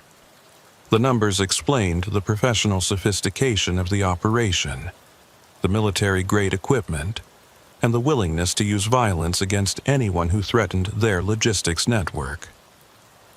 "Do we have identification on who's running this operation?" Keene asked, focusing on the question that would determine whether arrests could be made or whether the investigation would stall in documentation of crimes without suspects. Voss stepped forward with photographs that had been extracted from surveillance equipment found at the mountain sites. "We've identified 3 primary individuals who appear to be managing the operational level activities. The one Cortez described as being in charge is Marcus Ballard, former Army logistics specialist dishonorably discharged 8 years ago for involvement in black market activities in Afghanistan. He's been linked to several criminal organizations in the Pacific Northwest, but has avoided prosecution through careful distance from direct operations." The photograph showed a man in his early 50s with the weathered appearance of someone who spent considerable time outdoors, but with eyes that suggested calculation rather than wilderness appreciation. Keene studied the image, committing features to memory while Voss continued the briefing. "The other 2 we've identified are Thomas Wickham and Raymond Portis, both with military backgrounds, both with records of involvement in criminal enterprises after leaving service. They appear to be Ballard's lieutenants, managing field operations while he coordinates logistics and maintains connections with higher-level criminal organizations." Deputy Thorne had been working with state police to map the broader network of forest roads and access points that the criminal operation had been using. He'd identified a pattern that suggested the organization had been gradually expanding their operational territory over the 2 years they'd been active, moving from initial routes in the immediate Cascade area to a network that now extended across multiple counties and touched 3 different national forests. "Sheriff, look at this progression," Thorne said, displaying a series of maps that showed the operation's expansion over time. They started with a single route corridor, tested it for several months, then gradually expanded once they were confident they could operate without detection. By 6 months ago, they were running multiple routes simultaneously and had established permanent infrastructure at key locations. This wasn't opportunistic crime, this was systematic territorial expansion. The pattern suggested long-term planning and investment, which raised troubling questions about why such expansion had been possible without triggering any coordinated law enforcement response. Keene knew that part of the answer lay in the fragmented nature of rural law enforcement, where county boundaries, state and federal jurisdiction, and limited resources created gaps that sophisticated criminals could exploit. But he also knew that the references to friendly contacts in the documents Voss had recovered suggested active assistance rather than just passive exploitation of systemic weaknesses. The internal investigation that Keene had ordered was being conducted by a state police internal affairs specialist named Margaret Hollis, a veteran investigator whose reputation for thoroughness made her both respected and feared within law enforcement circles. She'd been reviewing departmental records for 3 days, and the preliminary report she delivered that afternoon confirmed Keene's concerns while raising additional questions about how deeply corruption might have penetrated his department. "Sheriff Keene, I've completed initial review of reports filed regarding suspicious activity in the Cascade Wilderness over the past 3 years," Hollis began, her tone carrying the careful neutrality of someone delivering findings that would have professional consequences. I've identified 11 separate reports that describe activity consistent with what we now know was the criminal organization's operations. Of those 11 reports, 8 were taken by Deputy James Franklin during the period before his retirement, and none of them received follow-up investigation beyond initial documentation. Keene felt anger building as he absorbed this information, but he kept his voice level when he responded. What's your assessment of whether this pattern represents incompetence or deliberate suppression of investigation? Hollis didn't hesitate. The pattern is too consistent to be explained by incompetence alone. Franklin had access to investigative resources and supervisory oversight that should have resulted in at least preliminary investigation of multiple reports describing similar activity. The fact that no action was taken on any of these reports suggests either explicit corruption or a level of negligence that approaches criminal disregard for duty. The implications were devastating both professionally and personally. James Franklin had been a respected member of the department, someone Keene had trusted to handle investigations competently. If Franklin had been actively protecting the criminal organization in exchange for payments or other benefits, it meant that corruption had operated at the supervisory level while Keene remained completely unaware. Can we establish direct connection between Franklin and the criminal organization? Keene asked, needing evidence that would support criminal charges rather than just administrative findings. Not yet, Hollis admitted. Franklin's financial records don't show obvious deposits or transactions that would indicate payments from criminal sources, but we've identified several periods where he took personal time that coincides with major movements indicated in the organization's logistics schedules.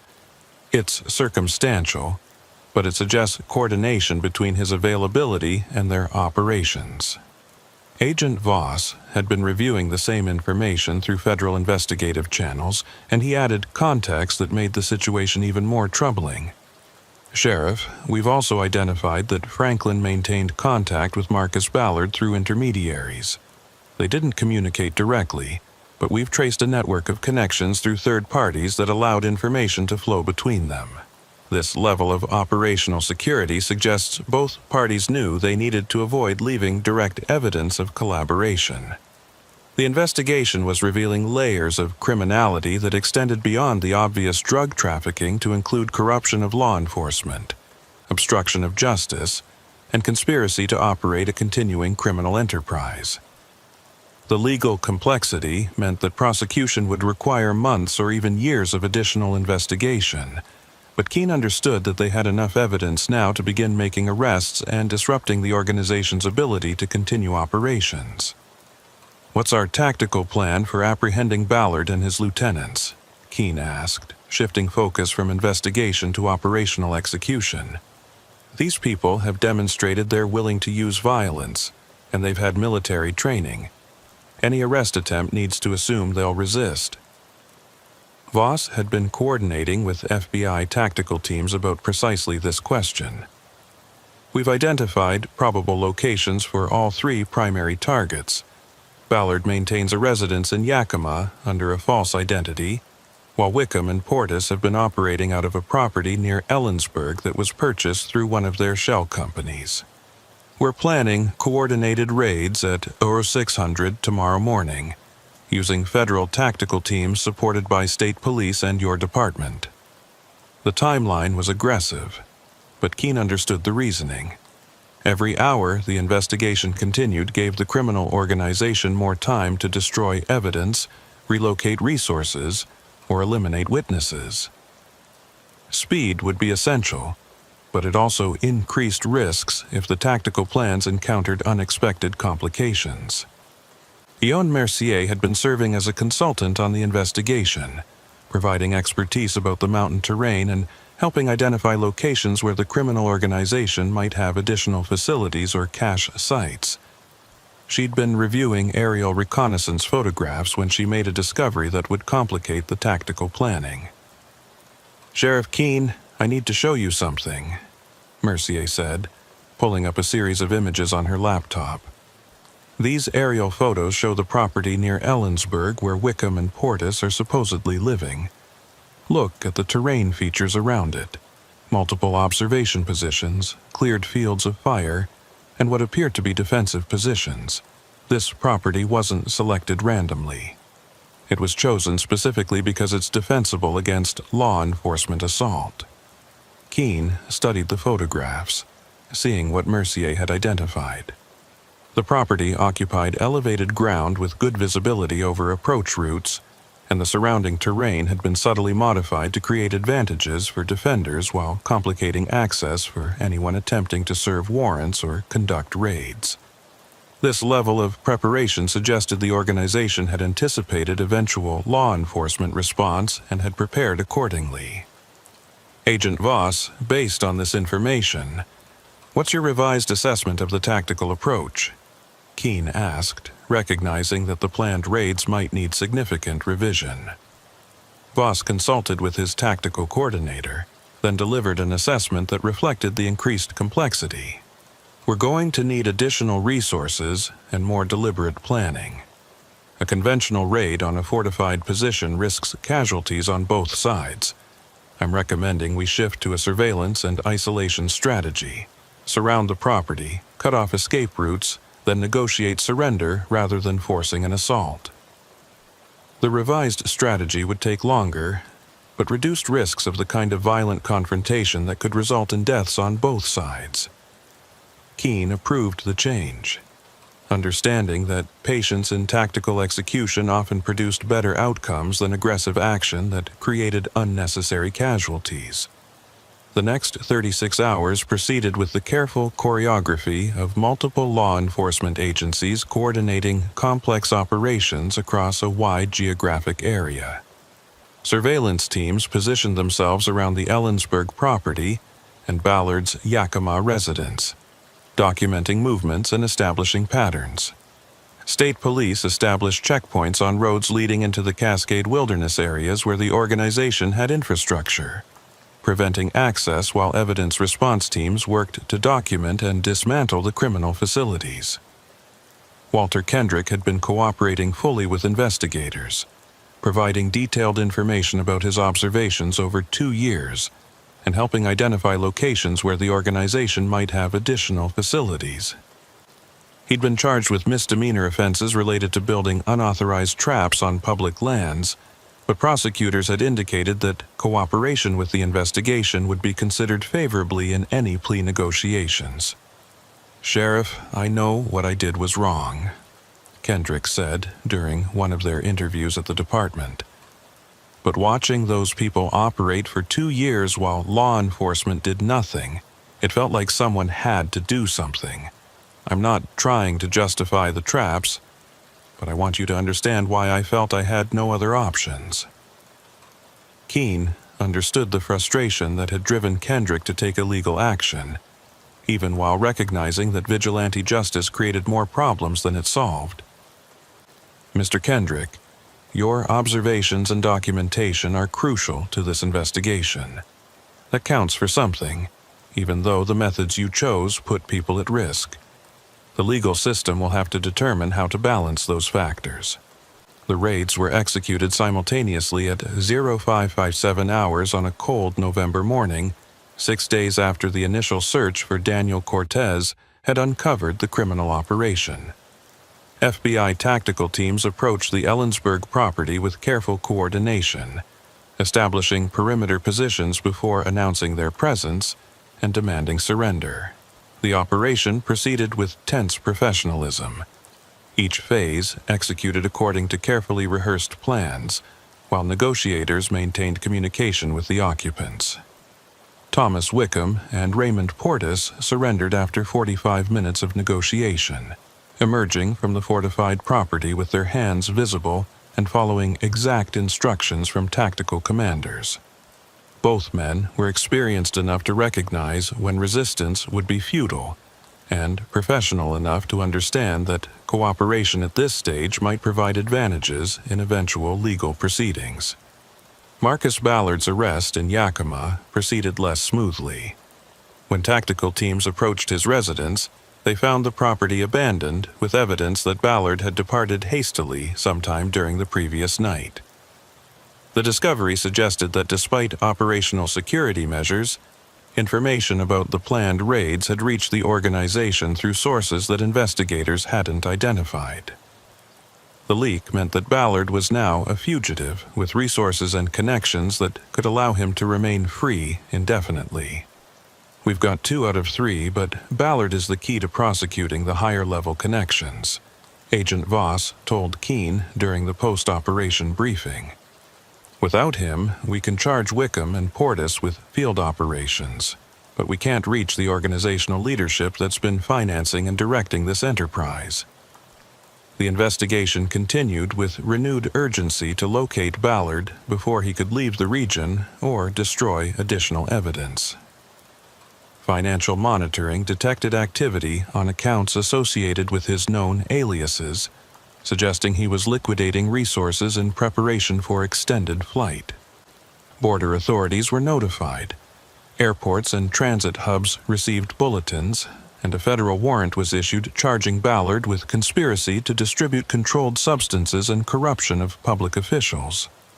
Deputy Thorne had been analyzing the timeline of Ballard's flight, trying to determine how he'd been warned about the impending raids. Sheriff, the property shows signs of departure approximately 8 hours before the tactical teams moved in. That means someone with knowledge of our operational planning provided advance notice.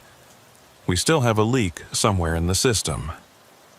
The realization that the investigation remained compromised even after extensive security measures cast a shadow over the operational successes they'd achieved.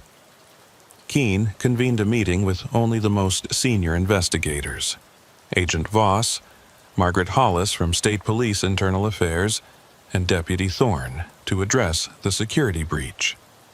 We've been operating under the assumption that James Franklin was our only internal problem, Keene began.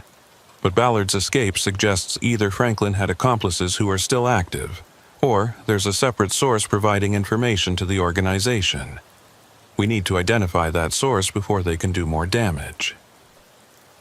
Hollis had been conducting her own quiet investigation of communication patterns within the multi-agency task force.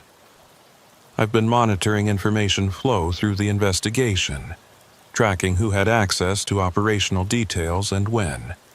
The timing of Ballard's departure suggests someone with knowledge of the raid planning provided warning at least 12 hours in advance. That narrows our suspect pool considerably.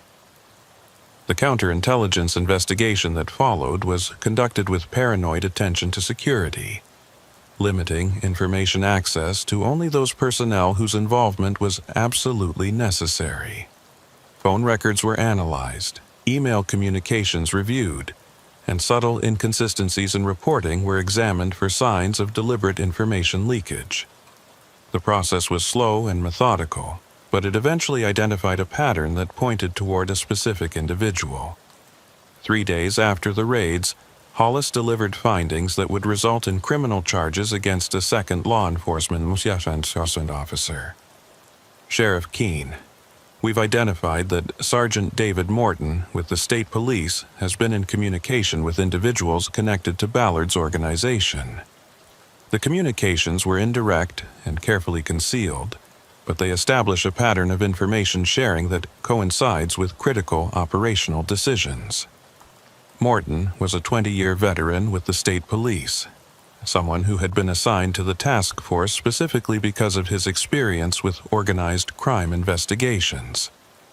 The revelation that he'd been compromised represented a devastating breach of trust that would have repercussions throughout the investigation and beyond.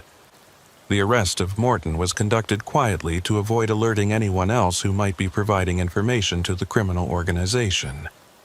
He was taken into custody at his home during off-duty hours, charged with conspiracy to obstruct justice and corruption of public officials. His cooperation with investigators would be essential for understanding how deeply the criminal organization had penetrated law enforcement, and whether additional compromised personnel remained undiscovered. With Morton in custody and Wickham and Portis cooperating with prosecutors in exchange for reduced charges, The investigation began producing evidence that extended beyond the Cascade Wilderness operation to reveal connections with larger criminal networks operating throughout the Pacific Northwest. The organization had been part of a regional distribution system moving synthetic opioids from Canadian sources through multiple corridors, with the Cascade routes representing just one component of a much larger enterprise. Federal prosecutors built cases that would ultimately result in dozens of indictments across 3 states, dismantling networks that had been operating for years. But Marcus Ballard remained at large, and his continued freedom represented both a personal failure for Keene and an ongoing threat that the organization might attempt to rebuild operations once law enforcement attention moved to other priorities. 6 weeks after the initial discovery in the mountains, Keene stood once again in his office looking toward the Cascade Peaks where this investigation had begun. The criminal infrastructure in the wilderness had been dismantled, the corrupt law enforcement officers identified and prosecuted, and the distribution networks disrupted. But Ballard's escape meant the victory was incomplete, and the knowledge that corruption had operated within his own department left scars that would take years to heal. Daniel Cortez had returned to Seattle, his testimony preserved in depositions that would be crucial for prosecution, but his ordeal leaving psychological effects that would require ongoing treatment. Walter Kendrick had pleaded guilty to misdemeanor charges and received probation in recognition of his cooperation, returning to his mountain cabin with a complicated legacy as both vigilante and key witness. Ione Mercier had continued her volunteer work with search and rescue, her expertise more valuable than ever in a county that now understood how criminal operations could exploit wilderness terrain. Deputy Thorne entered Keene's office with a report that had just arrived from federal marshals tracking Ballard. "Sheriff, there's been a possible sighting in British Columbia. Nothing confirmed, but the description matches and the timeline fits with his resources for crossing the border illegally." Keene studied the report, knowing that Ballard's presence in Canada would complicate extradition and might mean he'd remain free indefinitely despite the evidence against him.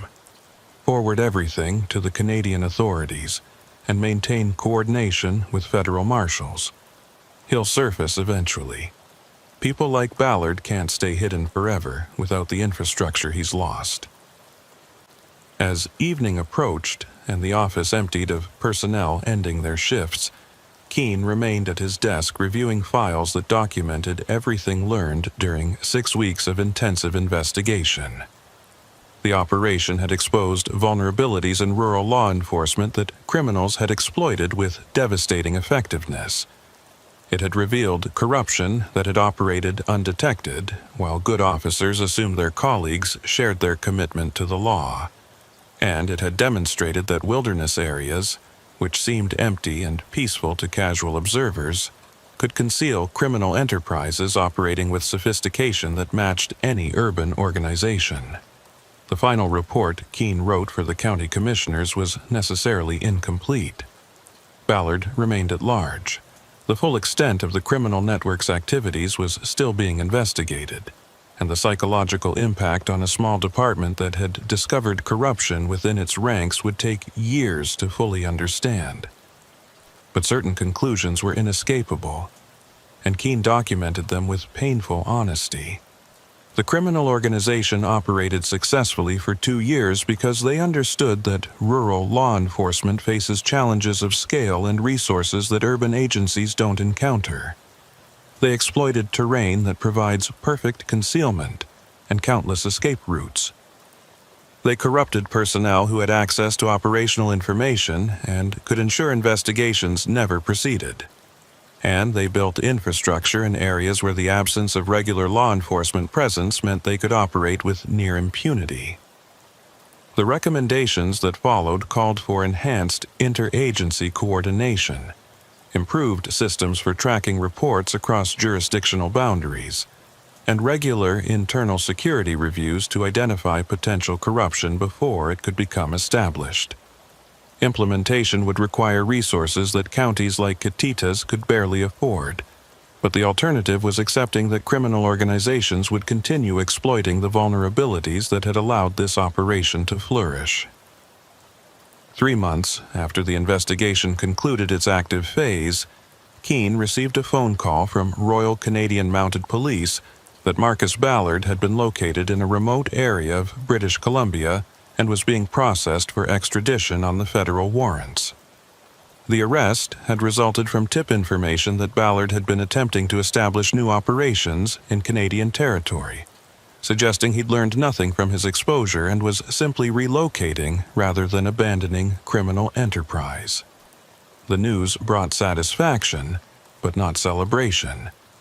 Ballard's extradition would allow prosecution of the highest level charges and might produce testimony about connections to larger criminal organizations. But it couldn't undo the damage his operation had caused. The lives disrupted by the drugs moved through Cascade routes, the corruption that had infected law enforcement, or the death of public trust that occurred when communities discovered their police departments had been compromised. Deputy Thorne organized a small gathering at a local restaurant when Ballard's extradition was finalized, inviting the key personnel who had worked the investigation. It was an informal affair, deliberately low-key to avoid the appearance of celebration when so much damage had been done. Keene attended out of obligation, finding himself uncomfortable with recognition for investigating crimes that had operated undetected in his jurisdiction for years. Yona Mercier approached him during the gathering, her expression carrying the kind of understanding that came from someone who'd seen how investigations affected the people who conducted them. "Sheriff Keene, you're being too hard on yourself. You can't predict corruption or prevent every crime. What matters is that you didn't look away once you understood what was happening, and you didn't protect the department at the expense of truth." Keene appreciated the sentiment, but he couldn't fully accept it. Ms. Mercier, an organized criminal operation moved $18 million in drugs through my county while I remained completely unaware. Walter Kendrick filed multiple reports that were ignored by personnel under my supervision. Those aren't minor oversights. They're systematic failures that allowed serious crimes to continue.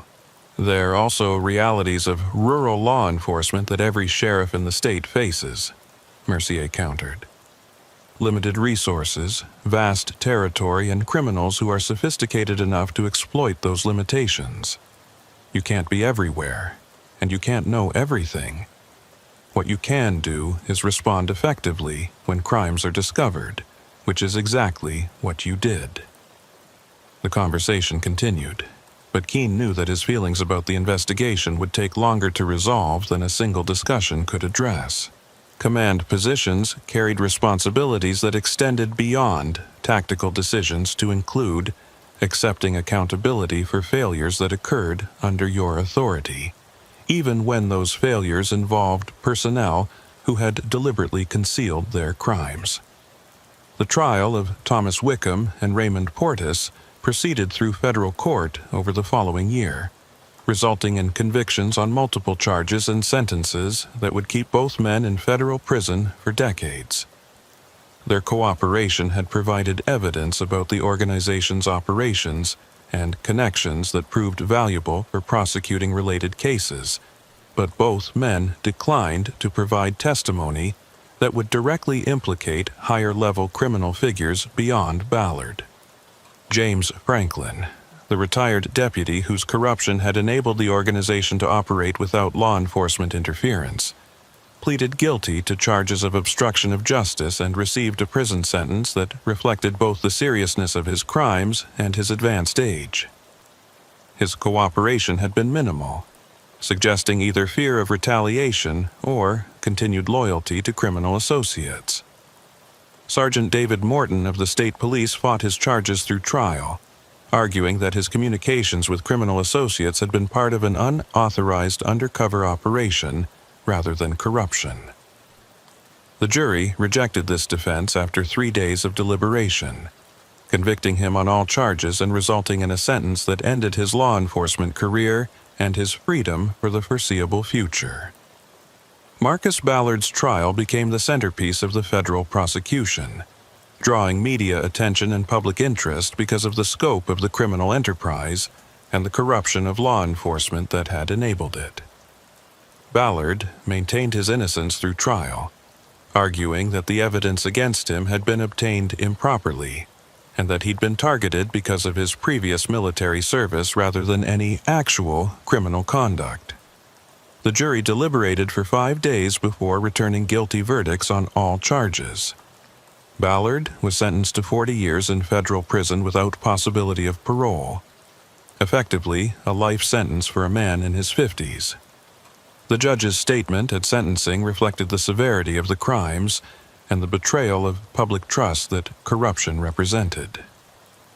Mr. Ballard, you took skills and training provided by the United States military and used them to construct a criminal enterprise that moved poison through communities and corrupted the very law enforcement officers who were supposed to protect citizens.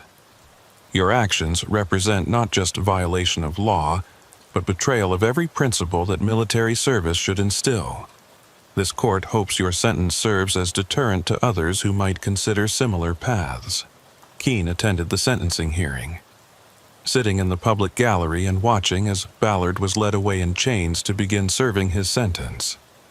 There was no satisfaction in the moment, only the heavy knowledge that justice was being served, but couldn't undo the damage that had been done during the 2 years the organization had operated freely. The years that followed brought changes to Catitas County law enforcement that reflected lessons learned during the investigation. The department implemented enhanced training for recognizing and reporting suspicious activity in remote areas. Communication protocols with federal and state agencies were improved to ensure that reports about organized criminal activity received appropriate follow-up, and internal security reviews became regular practice, designed to identify potential corruption before it could become established and protected. Walter Kendrick remained in his mountain cabin, his vigilante actions having ultimately contributed to exposing the criminal operation even as they violated the law. He maintained occasional contact with Keene, providing reports about conditions in the Cascade Wilderness that were now taken seriously and investigated appropriately. The traps he'd built had been completely removed, and the areas where they'd been positioned were regularly monitored to prevent anyone else from creating similar hazards. Daniel Cortez never returned to solo hiking in the Cascades, his experience having permanently altered his relationship with wilderness areas that had once seemed safe and peaceful. He testified at multiple trials, his accounts of being held captive providing crucial evidence about the organization's methods and the threats they'd made against anyone who interfered with their operations. Yone Mercier continued her search and rescue work, training new volunteers and sharing expertise that had proven valuable during one of the most complex operations the county had ever conducted. She'd been offered positions with professional search and rescue organizations, but she preferred the volunteer role that allowed her to maintain independence while contributing to her community's safety. 5 years after the investigation concluded, Keene stood once more in his office, looking toward the Cascade Peaks where everything had begun.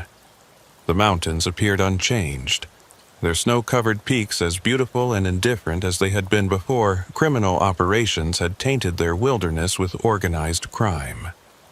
But Keene knew that the appearance of emptiness was deceptive.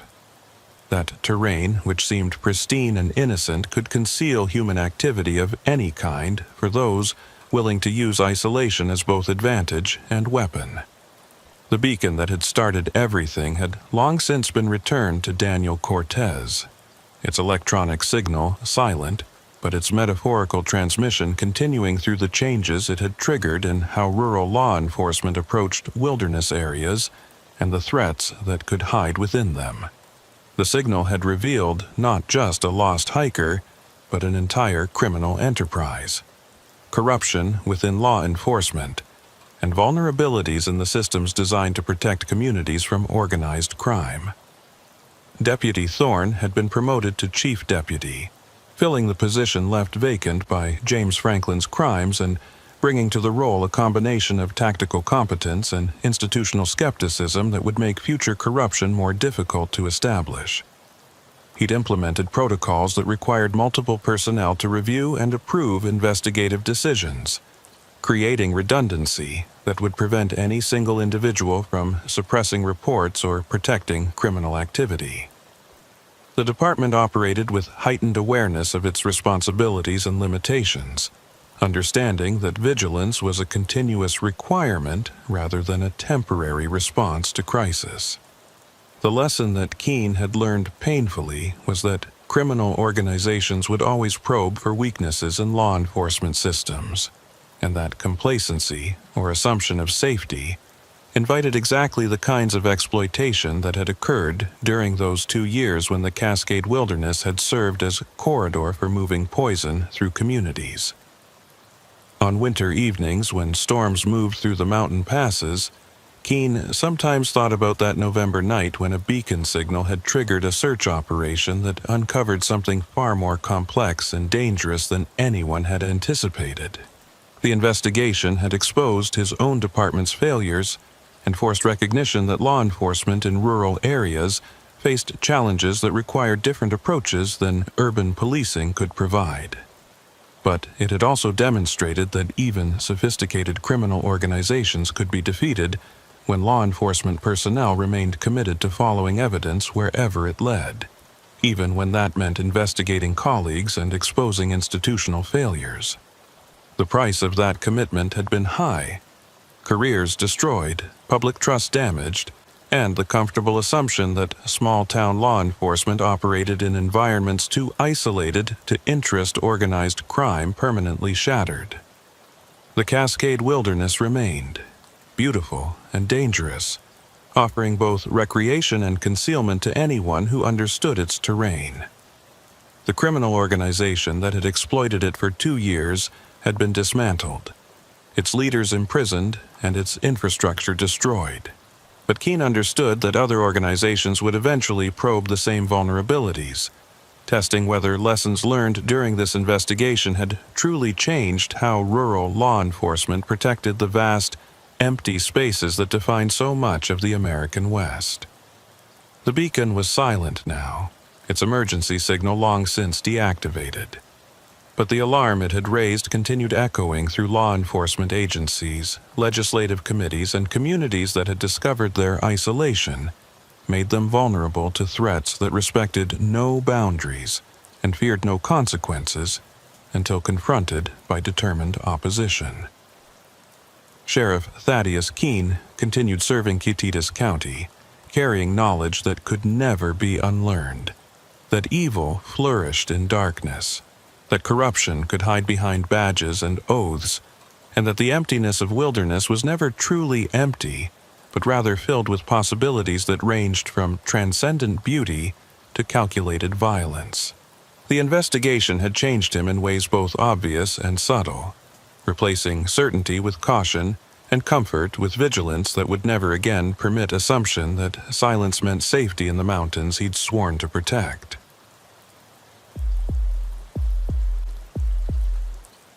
The storm came in from the Pacific with the kind of deliberate malice that made Sheriff Ephraim Calder respect the ocean more than he feared any criminal he'd encountered in 26 years of law enforcement. He stood on the dock at Port Defiance watching the harbor churn into gray chaos while the wind drove rain horizontally across the waterfront, thinking about the call that had come in 40 minutes earlier and what it might mean for the small coastal community he'd sworn to protect. The dispatcher's voice had carried unusual tension when reporting that commercial fishermen had found something in their nets that morning, something that wasn't fish and that required immediate law enforcement response. Clallam County occupied the northern tip of Washington's Olympic Peninsula, a landscape where dense rainforest met the Strait of Juan de Fuca, and small communities survived on logging, fishing, and the occasional tourist brave enough to venture into country that defined the word remote. Port Defiance was the county's primary fishing harbor, a collection of weathered docks and processing facilities where boats unloaded catches that fed markets as far away as Seattle and Portland. Calder had grown up in this town, watching his father work these same docks as a Marine deputy before him, and he understood that the harbor's rhythms and routines were as predictable as the tides themselves. When something disrupted those patterns, it usually meant trouble that extended beyond simple accidents or mechanical failures. Sergeant Boaz Whitcomb was waiting at the harbor master's office, his rain gear dripping puddles onto the worn linoleum floor as he reviewed notes from his initial response to the fisherman's report. Whitcomb ran the county's small marine unit, 3 patrol boats, and a handful of deputies who enforced maritime law across hundreds of square miles of coastal waters. He was a compact man in his early 40s, with the sun-weathered face of someone who spent more time on water than land, and the careful demeanor of someone who had learned that the ocean killed casually and without warning. "Sheriff Calder, the fishing vessel Pacific Dawn brought something up in their nets about 6 miles northwest of here," Whitcomb began without preamble, his voice carrying the flat affect of someone delivering information he wished he didn't have to share. "Captain says they were pulling salmon nets when they snagged on something heavy. When they hauled it aboard, they found industrial containers, waterproofed, and weighted to stay on the bottom. They opened one container before calling us, and Sheriff, what's inside isn't legal cargo." Calder felt his investigative instincts activate. The mental shift from routine patrol work to something that would require resources and attention beyond normal operations. "What kind of containers are we talking about? Size, construction, markings?" Whitcomb consulted his notes, reading details that suggested careful planning rather than improvised smuggling. "Cylindrical containers, approximately 4 feet long by 18 inches diameter, constructed from heavy-gauge PVC with waterproof seals. No external markings, but they're weighted with concrete to keep them neutrally buoyant at depth. The one they opened contained plastic-wrapped packages of what appears to be methamphetamine, pharmaceutical grade, probably 50 pounds worth." The implications expanded in Calder's mind like ripples from a stone thrown into still water. 50 pounds of methamphetamine represented street value in the hundreds of thousands, possibly millions, depending on purity and distribution networks. But more concerning than the drugs themselves was the sophistication of the concealment method. Underwater caches positioned to avoid detection while remaining accessible to people who knew their locations suggested organized criminal activity, with resources and planning capabilities that went far beyond typical rural drug trafficking. "Where's the Pacific Dawn now, and has the captain been instructed to secure the remaining containers without opening them?" Calder asked, already thinking through evidence preservation protocols and the cascade of agency notifications this discovery would trigger.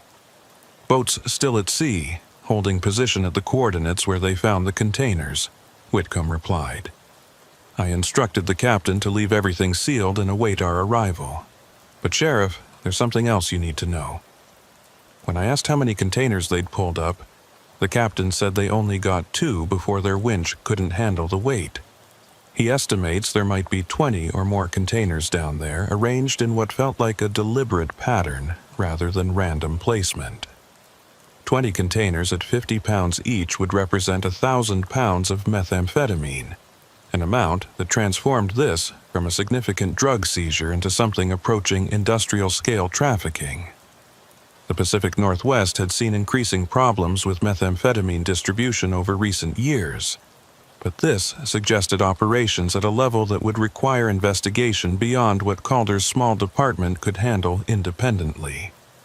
He would need federal resources, probably DEA and Coast Guard involvement, and coordination with agencies whose bureaucratic procedures often moved slower than investigations required.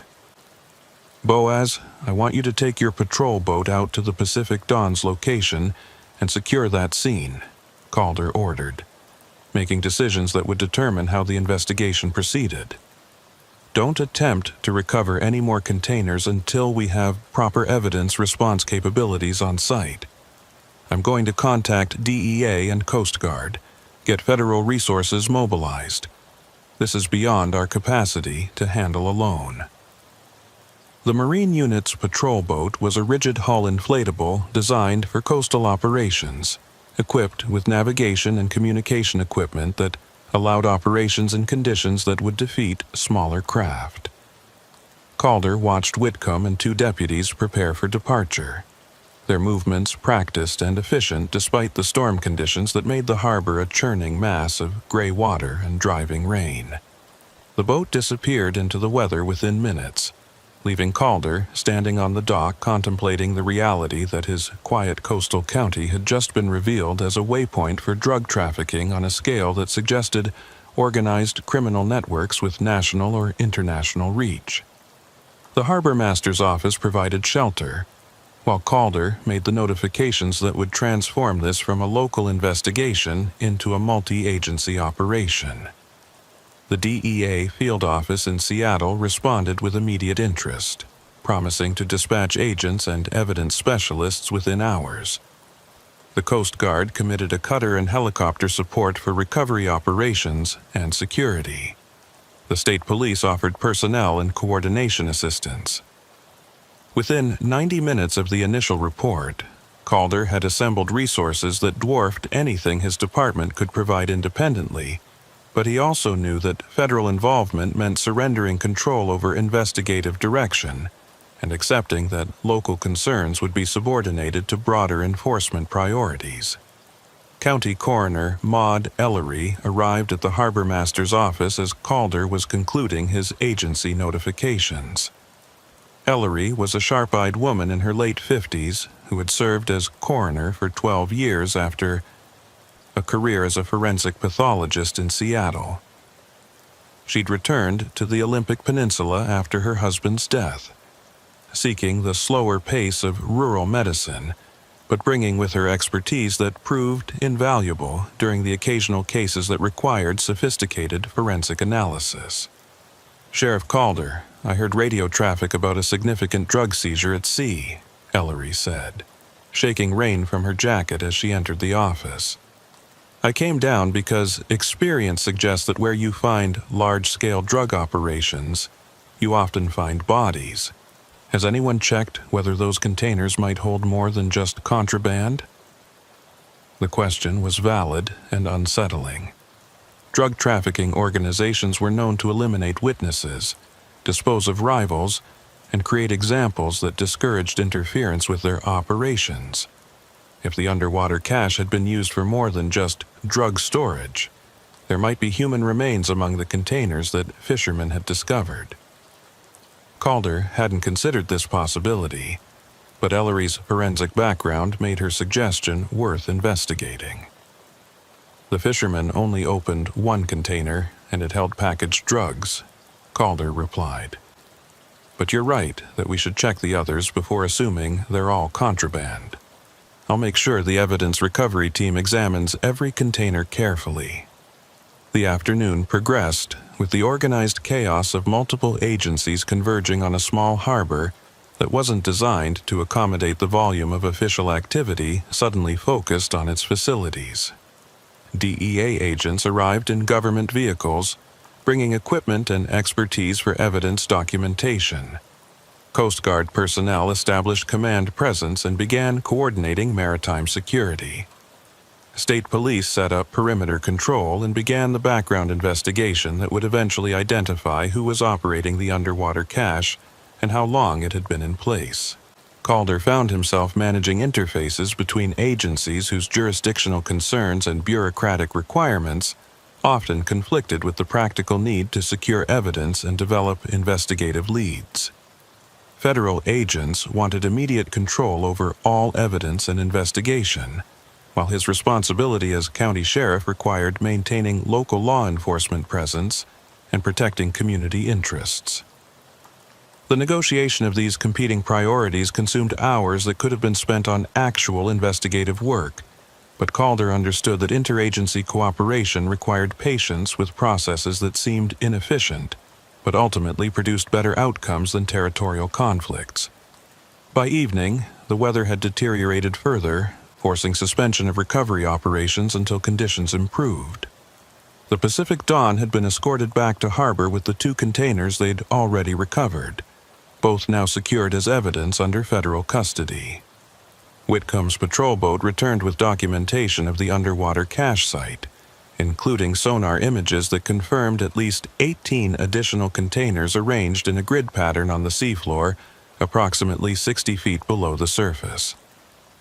The DEA lead agent, a career narcotics investigator named Patricia Voss, reviewed the sonar images with the intensity of someone who understood that the cache represented not just seized drugs, but intelligence about organizational methods and capabilities that could inform investigations across multiple jurisdictions.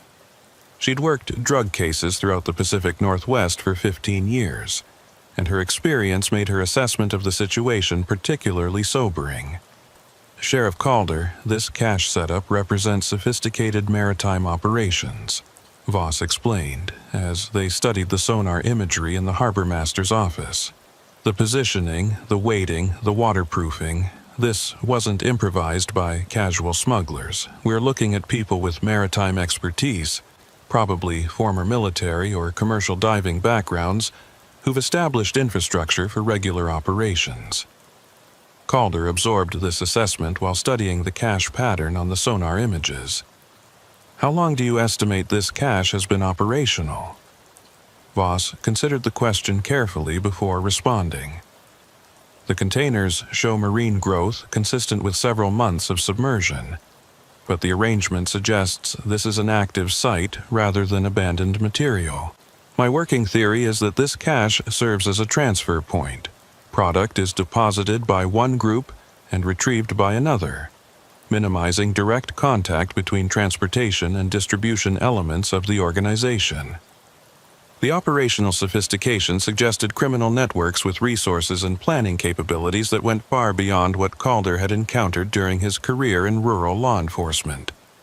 Drug trafficking had always been present in coastal communities, but typically at the retail level involving small quantities and local dealers. This cache represented wholesale operations that implied connections to production facilities, transportation networks, and distribution systems spanning hundreds or thousands of miles. Agent Voss, what's your assessment of how we should proceed with this investigation? Calder asked, recognizing that federal expertise would be essential for understanding and dismantling whatever organization was operating the cache. Voss's response reflected years of experience investigating complex drug trafficking operations. We need to approach this carefully. The organization operating this cache doesn't know yet that it's been discovered. The fishermen found it accidentally while working legitimate grounds. If we conduct obvious recovery operations and broadcast that we've seized their product, they'll abandon this infrastructure and establish new transfer points elsewhere.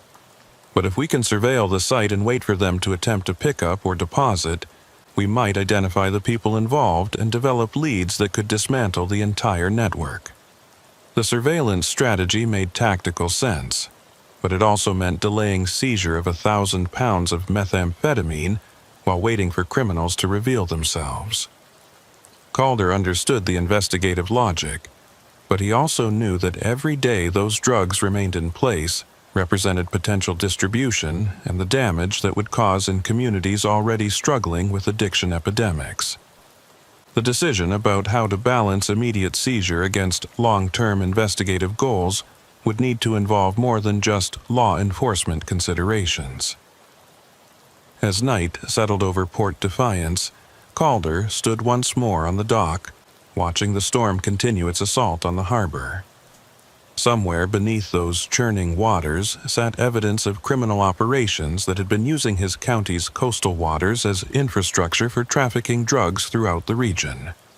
The discovery raised questions about how long such operations had been active, who in the local community might be involved or aware, and what other criminal activities might be hidden in the waters and forests that surrounded these small coastal towns. The investigation had just begun, but Calder already understood that it would reveal uncomfortable truths about how organized crime could establish itself in communities that believed their isolation protected them from the kind of sophisticated criminal operations associated with cities and international borders.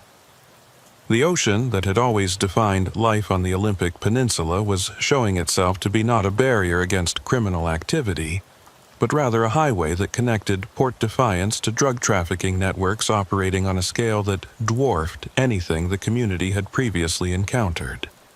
The surveillance operation began at dawn when the storm had exhausted itself into drizzle, and the Strait of Juan de Fuca settled into the kind of deceptive calm that veteran mariners knew could shift back to violence within hours.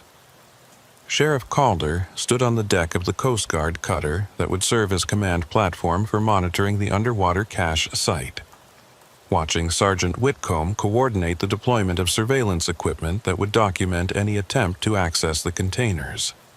The operation required resources from 4 federal agencies and 2 state departments, all compressed into a coastal area where the wrong radio transmission or visible patrol boat could alert the criminal organization that their cache had been compromised. Agent Voss had designed the surveillance strategy with the kind of methodical attention that came from years of investigating organizations sophisticated enough to detect law enforcement presence through subtle changes in routine patterns. No additional boats would patrol near the cache site. No aircraft would conduct obvious surveillance.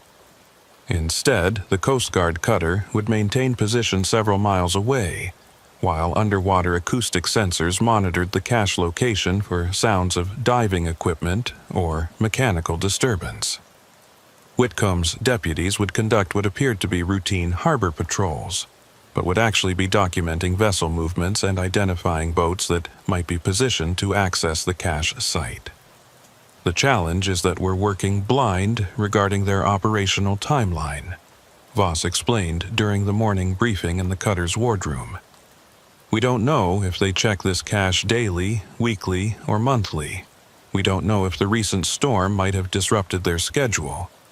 And we don't know if they have monitoring capabilities that would detect the acoustic sensors we've positioned. This could be a 24-hour operation, or it could take weeks. Calder understood the uncertainties, but he also recognized that patience in surveillance often produced intelligence that aggressive enforcement couldn't achieve. What's our protocol if they do attempt to access the cache? Do we interdict immediately or continue surveillance to identify additional elements of their organization? The question reflected the eternal tension in drug investigations between seizing contraband to prevent distribution and maintaining surveillance to understand organizational structure. Voss had clearly been wrestling with this balance throughout the planning phase, and her response reflected the complexity of the decision.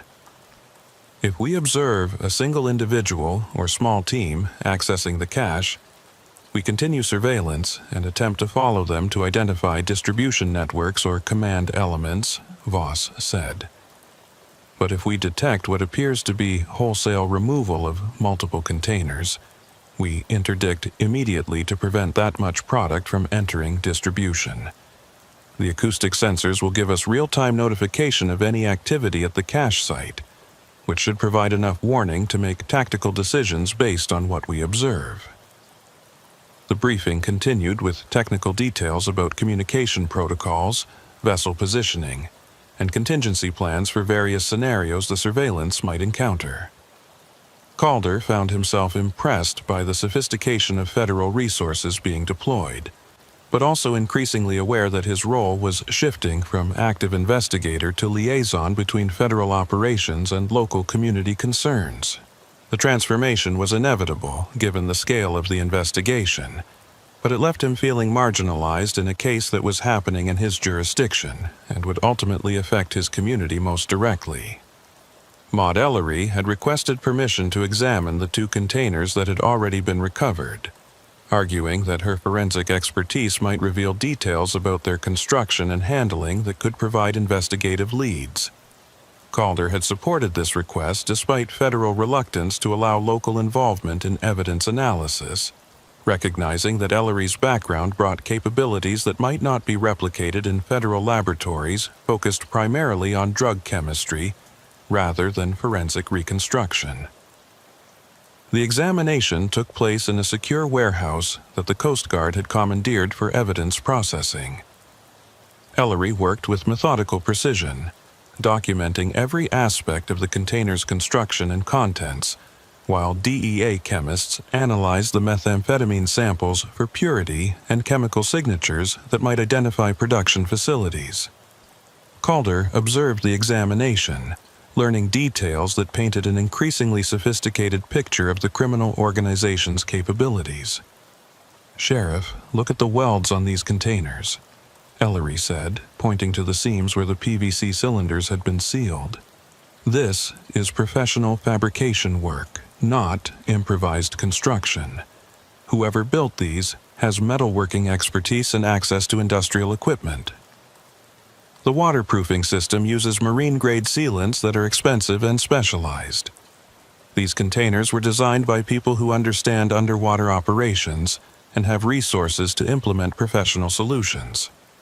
The DEA chemist, a woman named Sandra Kovich, had completed preliminary analysis of the methamphetamine, and her findings added another dimension to understanding the organization's operations.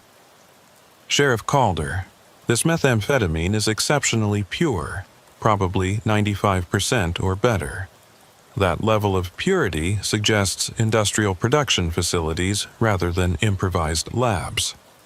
The chemical signature indicates production methods consistent with Mexican cartel operations, which means we're likely looking at product that's traveled through established distribution networks from source countries.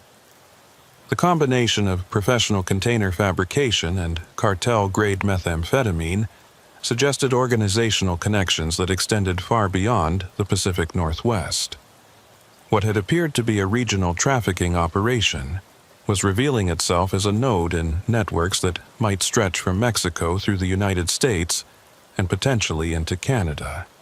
The implications for investigation and prosecution were staggering, requiring coordination across international borders and multiple federal agencies with sometimes conflicting priorities and jurisdictional authorities.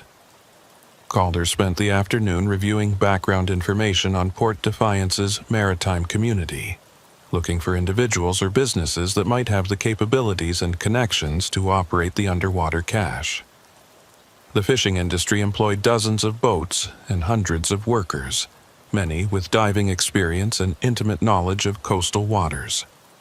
The waterfront included marine fabrication shops that could produce the specialized containers, welding services that could seal them properly, and transport companies that moved cargo along the coast with minimal oversight. What troubled Calder most was the realization that operating the cache would require not just technical capabilities but also local knowledge about tides, currents, and seasonal patterns that affected underwater conditions. Someone from the community, or someone who had spent considerable time learning the area's maritime characteristics, had to be involved in positioning and maintaining the cache. The investigation would eventually require examining people Calder had known for years, questioning their activities and associations in ways that would damage relationships and trust, regardless of whether evidence of wrongdoing emerged. Sergeant Whitcomb returned from harbor patrols that evening with information that confirmed Calder's concerns about local involvement. "Sheriff, I've been documenting vessel movements and talking to captains about their recent activities. 3 separate boats have mentioned noticing unusual dive operations in the general area where the cache was found. They described seeing a commercial dive vessel working at night, which struck them as odd since most legitimate dive operations occurred during daylight for safety reasons. The vessel was professional-looking, dive flags properly displayed, but nobody recognized the boat or knew what company it belonged to." The description of nighttime dive operations near the cache site was precisely the kind of intelligence that could break an investigation open if properly pursued. "Did anyone get identification numbers or take photographs of this dive vessel?" Calder asked. One captain took a cell phone photo because he thought it was unusual, Whitcomb replied, pulling out his phone to display the image. The vessel appears to be a converted fishing boat, maybe 40 feet, with professional dive equipment visible on deck. But Sheriff, look at this. No identification numbers visible on the hull, and the registration numbers that should be displayed on the bow appear to have been covered or removed. The photograph showed exactly what Whitcomb had described. A professional dive operation conducted by people who didn't want to be identified or tracked through normal vessel registration systems. Calder felt the investigation focusing as details accumulated that would eventually identify the individuals operating the cache. The challenge would be connecting observed activities to specific people quickly enough to prevent the organization from detecting surveillance and abandoning their infrastructure. Agent Voss reviewed the photograph and vessel description with immediate interest, recognizing its potential value for the investigation. This is exactly the kind of operational intelligence we need. If we can identify this dive vessel and determine where it operates from, we can establish surveillance on their base of operations and potentially identify the entire local cell of the organization. Sheriff, I need your Marine unit to quietly canvass the waterfront and nearby harbors, see if anyone recognizes this vessel or knows where it might be berthed. The canvass of waterfront businesses and harbors began immediately, with Whitcomb and his deputies conducting what appeared to be routine liaison contacts, while actually showing the photograph and gathering intelligence about unusual dive operations. The search expanded beyond Port Defiance to include smaller harbors and private marinas along the coast, anywhere that a 40-foot vessel might dock without attracting official attention. The breakthrough came from an unexpected source. An elderly harbor worker at a small private marina 15 miles south of Port Defiance recognized the vessel in the photograph as one that had been using their facilities irregularly for the past 6 months. The boat arrived without notice, stayed for a day or two, then departed without interaction with other marina users. The owner paid cash in advance for moorage and declined offers of services or maintenance assistance. The marina had registration information showing the vessel belonged to a company called Olympic Marine Services, with a mailing address that Calder's subsequent investigation revealed was a mail drop facility in Seattle. This is the pattern we see with criminal front companies, Voss explained when reviewing the registration information. Minimal documentation, cash transactions, deliberately vague business descriptions that could cover any type of maritime activity. Olympic Marine Services probably exists only on paper to provide cover for this dive vessel's operations. The surveillance team began monitoring the private marina where the dive vessel was berthed, documenting activity and preparing to track the boat if it attempted to access the underwater cache. The operation was complicated by the marina's remote location and the limited law enforcement presence that could be maintained without alerting anyone who might be watching for surveillance. Calder found himself coordinating an increasingly complex deployment of personnel and resources across a coastal area where every boat movement and unfamiliar face might trigger suspicion. The acoustic sensors positioned at the cache site remained silent through 2 days of intensive surveillance, suggesting either that the organization's operational cycle didn't require immediate access, or that they had detected something suspicious and were staying away from their cache. The waiting created tension among investigators, eager for action and results. But Voss maintained strict discipline about not conducting aggressive investigation that might compromise the surveillance operation. On the third night of surveillance, the acoustic sensors detected sounds consistent with diving activity at the cache site. The Coast Guard cutter began moving toward the location while remaining far enough away to avoid detection, and Whitcomb's patrol boats positioned themselves to observe surface vessels that might be supporting dive operations. The operation was unfolding exactly as the surveillance plan had anticipated, but Calder felt the familiar tension of situations where tactical plans confronted the unpredictable reality of human behavior and changing circumstances. The dive vessel from the private marina was observed departing its berth at 23:40 hours, moving without running lights into coastal waters toward the cache site. The Coast Guard tracked the vessel using infrared cameras that revealed its position without requiring visible proximity. As the dive boat reached the cache area, thermal imaging detected individuals entering the water with equipment consistent with commercial diving operations. The acoustic sensors confirmed that someone was working at the cache site, presumably retrieving containers that the organization needed to move into distribution networks. We've got positive confirmation of criminal activity at the cache site, the Coast Guard watch officer reported over the tactical frequency. Multiple divers working the containers, surface vessel maintaining position. This is the pickup operation we've been waiting for. Request guidance on interdiction timing. Calder listened to Agent Voss making the tactical decision that would determine how the operation proceeded.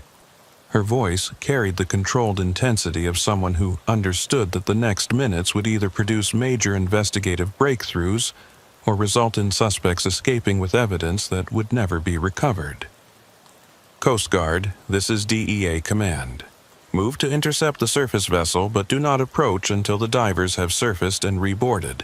We want them with containers in possession to establish possession charges.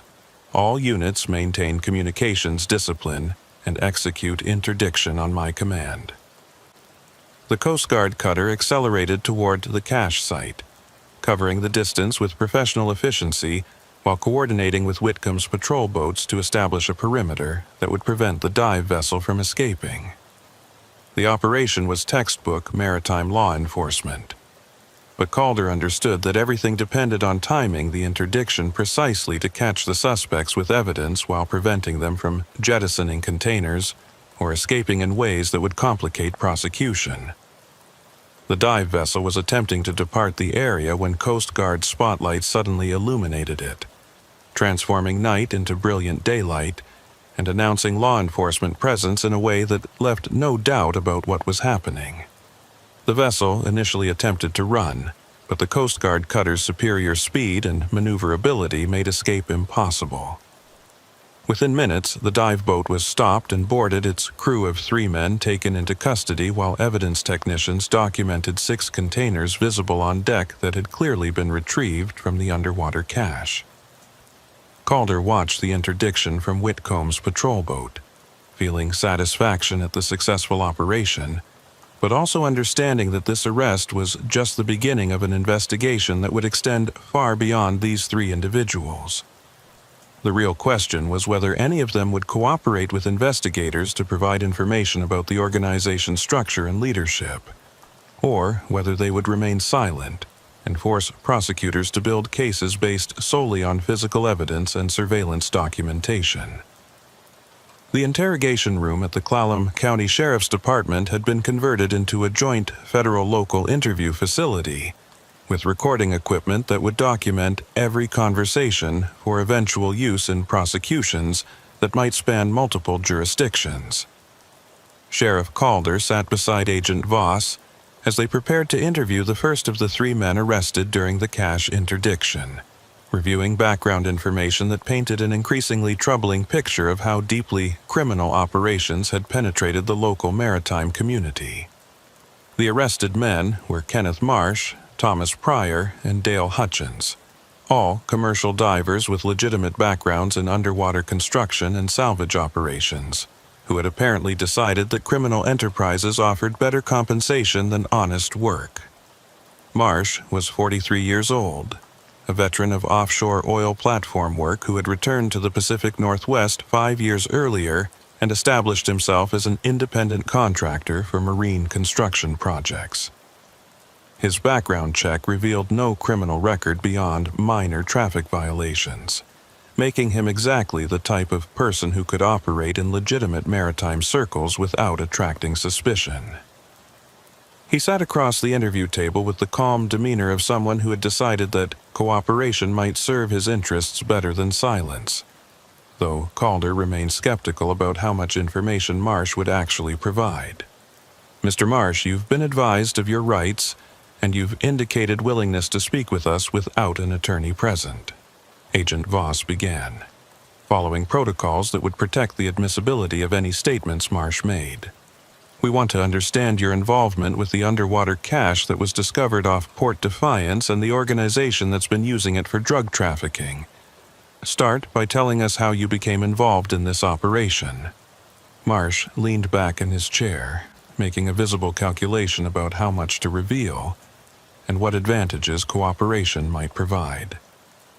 "I was approached about 8 months ago by someone who needed professional diving services for what he described as salvage work. The money was excellent. $5,000 per dive to position or retrieve containers at specific underwater locations. I didn't ask questions about what was in the containers because I didn't want to know. That kind of money for simple diving work, you understand it's not legitimate, but the work itself wasn't dangerous or complicated." "Who approached you with this offer?" Calder asked, needing identification of whoever had recruited Marsh into the criminal organization. "Man named Victor Salazar. He said he represented a marine salvage company that handled sensitive cargo for clients who valued discretion. Met him at a bar in Port Angeles, seemed professional, had documentation showing he was authorized to hire subcontractors. Sheriff, I know how this sounds, but at the time it seemed like a gray area rather than obviously criminal activity." Agent Voss pulled up a photograph database on her laptop, scrolling through images of known drug trafficking associates until she found the individual she was looking for. "Is this Victor Salazar?" she asked, turning the screen toward Marsh. Marsh studied the photograph for several seconds before nodding confirmation. "That's him, but the identification he showed me had a different name, Richard Salazar. Is he someone you've been investigating?" "Victor Salazar is a known associate of Mexican cartel operations in the Pacific Northwest," Voss explained. "He's been connected to multiple drug trafficking investigations but has avoided prosecution through careful distance from direct operations. If he recruited you, it means the organization has been specifically targeting people with diving expertise to support their underwater cache operations. How many times did you conduct dives for Salazar, and were the other 2 men arrested with you also working for him?" Marsh's cooperation was producing exactly the kind of intelligence that could transform a simple drug seizure into a comprehensive investigation of organizational structure and methods. "I did maybe 12 dives over 8 months, always at different locations along the coast. Salazar would provide GPS coordinates and specific instructions about depth and positioning. The other guys, Pryor and Hutchins, they were brought in about 4 months ago when the operation expanded and Salazar needed additional dive capacity. We never discussed what we were doing with each other, just showed up when called and did the work. Did you ever meet anyone else from the organization besides Salazar?" Calder asked, trying to map the network of people involved in the operation. "There were people on the support vessel during dives, but we never got names or had conversations beyond operational coordination. Professional operation, Sheriff. Everyone stayed in their lane and didn't ask questions about what other people were doing. That's how I knew this was serious criminal enterprise rather than some amateur smuggling. The discipline and compartmentalization were military grade. The description of operational security suggested sophistication that went beyond typical drug trafficking organizations operating in rural areas. Calder recognized the patterns from his years investigating organized crime, the careful separation of roles, the limited communication between participants, the use of legitimate skills for criminal purposes.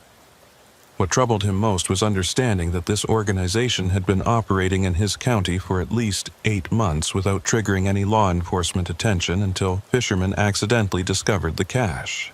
Agent Voss shifted the interrogation toward understanding the organization's broader operations and whether additional caches existed beyond the one that had been discovered. "Mr. Marsh, you mentioned conducting dives at different locations along the coast. Were you positioning multiple caches or moving product between locations? Both, Marsh admitted, his willingness to cooperate apparently overcoming any remaining loyalty to the organization. Some dives were positioning new caches. Others were relocating containers from sites that Salazar said had become compromised or were no longer secure. He never explained what made a site compromised, just provided new coordinates and instructions. Based on the work I did, I'd estimate there are at least 5 or 6 active caches along the Washington coast, maybe more that other divers were handling. The revelation that multiple underwater caches existed transformed the investigation's scope from a single drug seizure to a systematic enforcement operation that would require coordinating resources across hundreds of miles of coastline. Calder felt the already complex case expanding beyond anything his department could handle independently, requiring sustained federal involvement and resources that might take months or years to fully deploy. "Can you provide locations for the other cache sites you worked on?" Voss asked, pulling up a nautical chart on her laptop. Marsh studied the chart, pointing to areas where he remembered conducting dive operations. "The coordinates were always provided electronically and I never wrote them down, but I remember general areas. There was one site near Nia Bay, another south of here near the Ho River mouth, and at least 2 others in areas that weren't close to any major towns or harbors. The pattern seemed to be selecting locations that were deep enough to avoid casual discovery, but accessible to boats that knew what they were looking for." Whitcomb had been listening to the interrogation from the observation room, and he entered now with additional questions based on his maritime expertise. "Mr. Marsh, were these caches always positioned in federal waters, or were some in state jurisdiction? And were they using any kind of marking system that would allow the organization to relocate the caches without sophisticated navigation equipment?" The questions reflected Whitcomb's understanding that underwater cache operations required balancing concealment against the practical need to find containers that could be hundreds of yards away from surface reference points. Marsh's answers would help investigators understand the technical methods the organization used and potentially identify ways to locate additional caches. The caches were always in water deep enough to avoid casual detection, but shallow enough for commercial diving without special equipment, usually 40 to 80 feet depth, Marsh explained. They weren't marked with anything visible from the surface, but Salazar provided GPS coordinates that were accurate within a few feet. With modern navigation equipment, you can position yourself directly over underwater objects without any surface markers. The organization was using professional maritime technology, not improvised systems. The interrogation continued for another hour, as Marsh provided details about the dive vessel, the support equipment used, and his observations about the organization's operations. By the time Agent Voss concluded the interview, they had intelligence that would support search warrants, additional arrests, and expanded investigation into the network of people and businesses supporting the drug trafficking operation. The other 2 arrested divers, Pryor and Hutchins, proved less cooperative during their initial interrogations, both requesting attorneys before making any substantive statements. Their silence was frustrating but not unexpected, as experienced criminals often understood that cooperation carried risks from their organization that might exceed any benefits from law enforcement. Marsh's willingness to talk made him the exception rather than the rule, and Calder knew that building comprehensive cases would require developing evidence beyond witness testimony. Maud Ellery had been conducting detailed examination of the containers recovered during the interdiction, and she requested a meeting with Calder to share findings that added new dimensions to understanding the organization's capabilities. They met in the evidence processing facility where the containers were secured, with Ellery displaying forensic analysis results on a laptop while physically demonstrating features she'd discovered during examination. "Sheriff, these containers represent engineering sophistication that goes beyond simple waterproofing. Ellery began, pointing to internal mechanisms visible in one of the opened cylinders. Look at this pressure equalization system. It's designed to allow the containers to adjust to depth changes without imploding or developing leaks. This level of engineering requires expertise in underwater systems and access to specialized fabrication capabilities. Whoever built these containers has either military or commercial diving experience at a professional level. Calder examined the pressure equalization mechanisms, seeing the kind of technical sophistication that confirmed the organization's professional capabilities. Can we trace the components or identify where these containers were manufactured? The components are commercially available through marine supply companies, but the assembly and integration required custom fabrication work, Ellery explained. I've been contacting fabrication shops along the coast to see if anyone recognizes the welding patterns or construction methods. It's a long shot, but sometimes craftsmen leave signatures in their work that can be identified by other professionals. The forensic investigation was producing the kind of detailed technical evidence that could support prosecutions, even if witnesses remained silent or recanted their testimony. Calder appreciated Ellery's methodical approach and her willingness to pursue investigative leads that might not produce immediate results, but could prove crucial during trial proceedings. Agent Voss had been coordinating with DEA offices throughout the Pacific Northwest to share intelligence about the underwater cache network and identify whether similar operations were occurring in other jurisdictions. Her findings confirmed that the organization was operating across a wide geographic area, with evidence of cache operations in Oregon, coastal waters, and possibly extending into British Columbia. The pattern suggested a distribution network that used the entire Pacific coast as infrastructure, moving product from southern sources to northern markets while exploiting maritime environments that offered concealment and operational flexibility. Sheriff Calder, we're looking at an organization that's been operating across international borders using methods that standard law enforcement wasn't designed to detect, Voss said during an evening briefing. The underwater caches represent just one component of their operations. There are probably overland transportation routes, urban distribution networks, and financial systems that move the profits.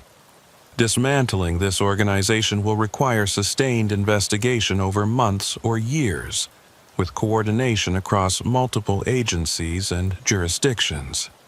The scope of what they were confronting was sobering, but Calder understood that the alternative to sustained investigation was accepting that criminal organizations would continue exploiting the vulnerabilities of coastal communities and maritime environments. What's our immediate priority for continuing this investigation? He asked.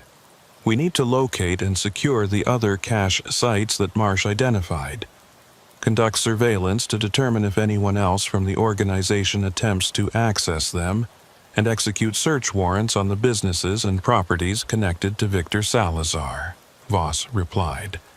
Those operations will generate additional evidence and hopefully identify higher-level members of the organization.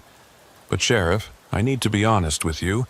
This investigation has revealed something about your local community that you need to address. Calder felt his attention sharpen, recognizing that Voss was preparing to deliver information that would be uncomfortable. What have you found?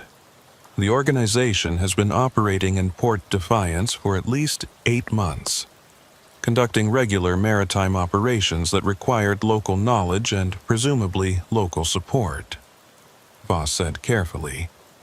They couldn't maintain multiple cache sites and conduct dozens of dive operations without someone in the community being aware or providing assistance. That means there are probably additional people involved beyond the 3 divers we arrested: boat operators, dock workers, equipment suppliers.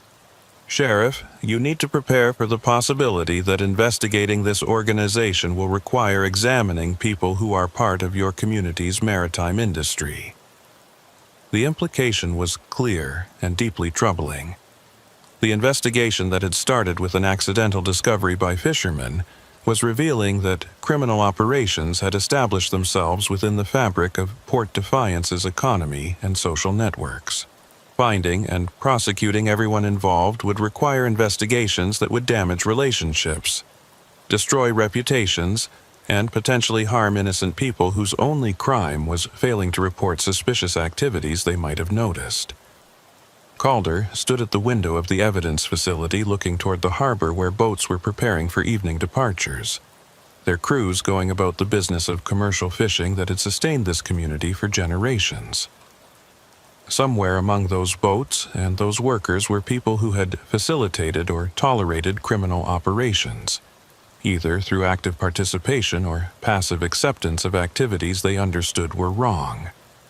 The investigation would eventually identify them, and the process would reveal uncomfortable truths about how organized crime could flourish when communities chose not to see what was happening in their midst. The search warrant execution on the warehouse facility connected to Olympic Marine Services took place at dawn 3 days after the initial arrests, coordinated between federal agents, state police, and Whitcomb's Marine deputies. Sheriff Calder stood outside the corrugated metal building on the outskirts of Port Defiance, watching tactical teams secure the perimeter while evidence technicians prepared to document whatever they found inside. The warehouse had been identified through financial records traced from the mail drop address in Seattle, revealing a paper trail that connected the dive vessel to a legitimate-appearing marine services company that existed primarily as cover for criminal operations. The interior of the warehouse revealed the sophisticated infrastructure that the organization had established to support their underwater cash network. Professional dive equipment filled one section: tanks, regulators, dry suits, and specialized gear for working in cold Pacific waters. Another area contained fabrication tools and materials for constructing the waterproof containers, including welding equipment, PVC stock, and marine sealant supplies. But most damning was a small office that contained detailed logs of cache operations, GPS coordinates for multiple underwater sites, and financial records documenting transactions that totaled millions of dollars over 18 months of operations. Agent Voss examined the logbooks with the focused intensity of someone who understood that documentary evidence could often prove more valuable than witness testimony. Sheriff Calder, these records document a systematic operation that's been running since approximately 14 months ago. Look at this. They've been conducting cache operations at 7 different sites along the Washington coast, with pickup and deposit schedules that suggest regular distribution cycles. This is industrial-scale trafficking using methods specifically designed to evade maritime law enforcement. Calder studied the logs, seeing patterns that confirmed his worst concerns about how long criminal operations had been active in his jurisdiction. These dates go back to before I received any reports about suspicious maritime activity. If the organization has been operating this long without detection, it suggests either we weren't looking for the right indicators or someone was actively preventing information from reaching investigators. The possibility of internal corruption had been haunting Calder since the investigation began, reflecting the same concerns he'd heard about in other rural jurisdictions where criminal organizations had successfully compromised law enforcement personnel. Small departments with limited oversight and close personal relationships between officers and community members created vulnerabilities that sophisticated criminals could exploit through careful cultivation of corrupt contacts.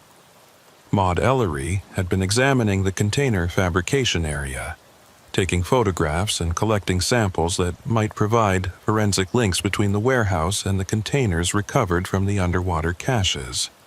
She called Calder over to examine something she'd discovered in a storage cabinet that added a disturbing dimension to understanding the organization's activities. "Sheriff, look at what else they were manufacturing here," Ellery said, opening the cabinet to reveal items that made Calder's blood run cold. Inside were restraints, chains, and equipment that had no legitimate purpose in marine salvage operations. These appeared to be designed for securing people, not cargo. I think we need to consider the possibility that this organization has been involved in activities beyond drug trafficking. The realization that the warehouse might have been used for human trafficking or other violent crimes transformed the investigation from a drug case into something that would require examining whether victims existed who hadn't yet been identified. Calder immediately called for additional evidence technicians and requested that Ellery conduct a comprehensive forensic examination of the entire facility looking for biological evidence that might indicate criminal violence had occurred on the premises. Agent Voss, we need to expand the scope of this investigation, Calder said. If this organization has been using these facilities for human trafficking or other violent crimes, there may be victims we haven't discovered yet. I want cadaver dogs brought in to search the property and surrounding areas, and I want every transaction record examined for evidence of human trafficking activity. The expanded investigation consumed the next week as teams systematically processed the warehouse and surrounding property. Cadaver dogs detected disturbed soil in an area behind the building, leading to excavation that revealed nothing more than construction debris and discarded equipment. Financial records were analyzed for patterns that might indicate human trafficking, but the coded entries made definitive identification impossible without additional context that only organizational insiders could provide. Sergeant Whitcomb had been conducting his own investigation within Port Defiance's maritime community, quietly interviewing workers and boat operators about their observations of unusual activity over the past year. His findings were painting an increasingly troubling picture of how the criminal organization had embedded itself in the community's economic and social fabric through a combination of intimidation, corruption, and the exploitation of financial desperation that affected many commercial fishing operations struggling with declining catches and increasing costs. Sheriff, I've identified at least 6 dock workers and boat operators who admit they were aware of suspicious diving operations but didn't report them, Whitcomb said during a confidential briefing. Their reasons vary. Some were afraid of retaliation. Others were receiving payments for looking the other way, and a few genuinely believed they were observing legitimate salvage operations and didn't understand they were witnessing criminal activity. But the common factor is that information wasn't reaching law enforcement because people either chose not to report or were actively discouraged from reporting. The culture of silence that Whitcomb had identified was exactly the kind of community complicity that allowed organized crime to flourish in rural areas where social bonds and economic interdependence created pressure to avoid causing trouble for neighbors, even when their activities violated the law. Breaking through that silence would require demonstrating that law enforcement would protect witnesses and that cooperation served community interests better than passive acceptance of criminal operations. Calder authorized Whitcomb to offer immunity from minor charges to witnesses who came forward with information about the organization's operations, a controversial decision that would protect people who had technically violated the law through their failure to report criminal activity, but whose testimony was essential for building comprehensive cases against higher-level organizational members. The immunity offers produced results, with several dock workers and boat operators providing information that filled gaps in investigators' understanding of how the organization had operated. The testimony revealed that Victor Salazar had been a regular presence in Port Defiance, cultivating relationships with maritime workers and presenting himself as a successful salvage operator who occasionally needed local expertise for specialized projects. He'd been generous with money, buying drinks at waterfront bars and offering cash payments for minor services that gradually escalated to more serious involvement in operations that people eventually understood were criminal. The pattern was classic organized crime methodology: identifying vulnerable individuals, building relationships based on economic benefits, then gradually increasing involvement until people felt too compromised to withdraw or report what they knew. Salazar was specifically targeting people who were struggling financially, one dock worker told Calder during a recorded interview. He knew who was behind on boat payments, who had medical bills they couldn't pay, who was facing bankruptcy. He'd offer help that seemed harmless at first: a loan, a side job that paid well, assistance with paperwork or permits. Then, gradually, the requests would get more questionable. But by that point, you were already taking his money and felt like you couldn't refuse without consequences. The testimony painted a picture of systematic corruption of a community that was economically vulnerable and geographically isolated, making it an ideal environment for criminal operations that needed local support and cooperation. Calder understood that prosecuting the low-level participants would accomplish little beyond destroying more lives in a community that had already been damaged by the organization's presence. The focus needed to remain on identifying and prosecuting the organizational leadership while providing support and immunity to witnesses whose cooperation would make those prosecutions possible.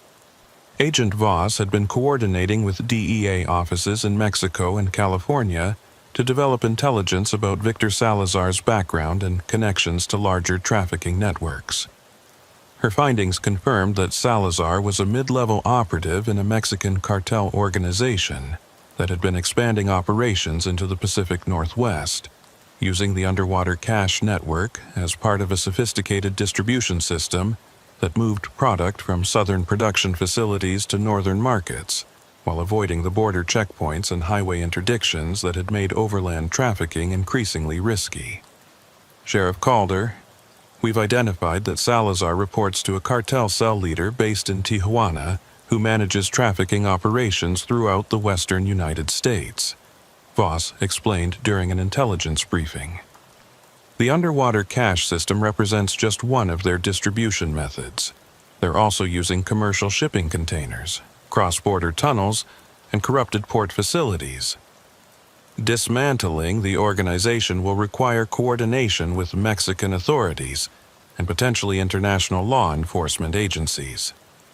The scope of what they were confronting continued expanding beyond anything that local resources could address independently. Calder found himself increasingly marginalized in an investigation that had begun in his jurisdiction, but now involved agencies and authorities whose priorities and methods didn't always align with local community interests.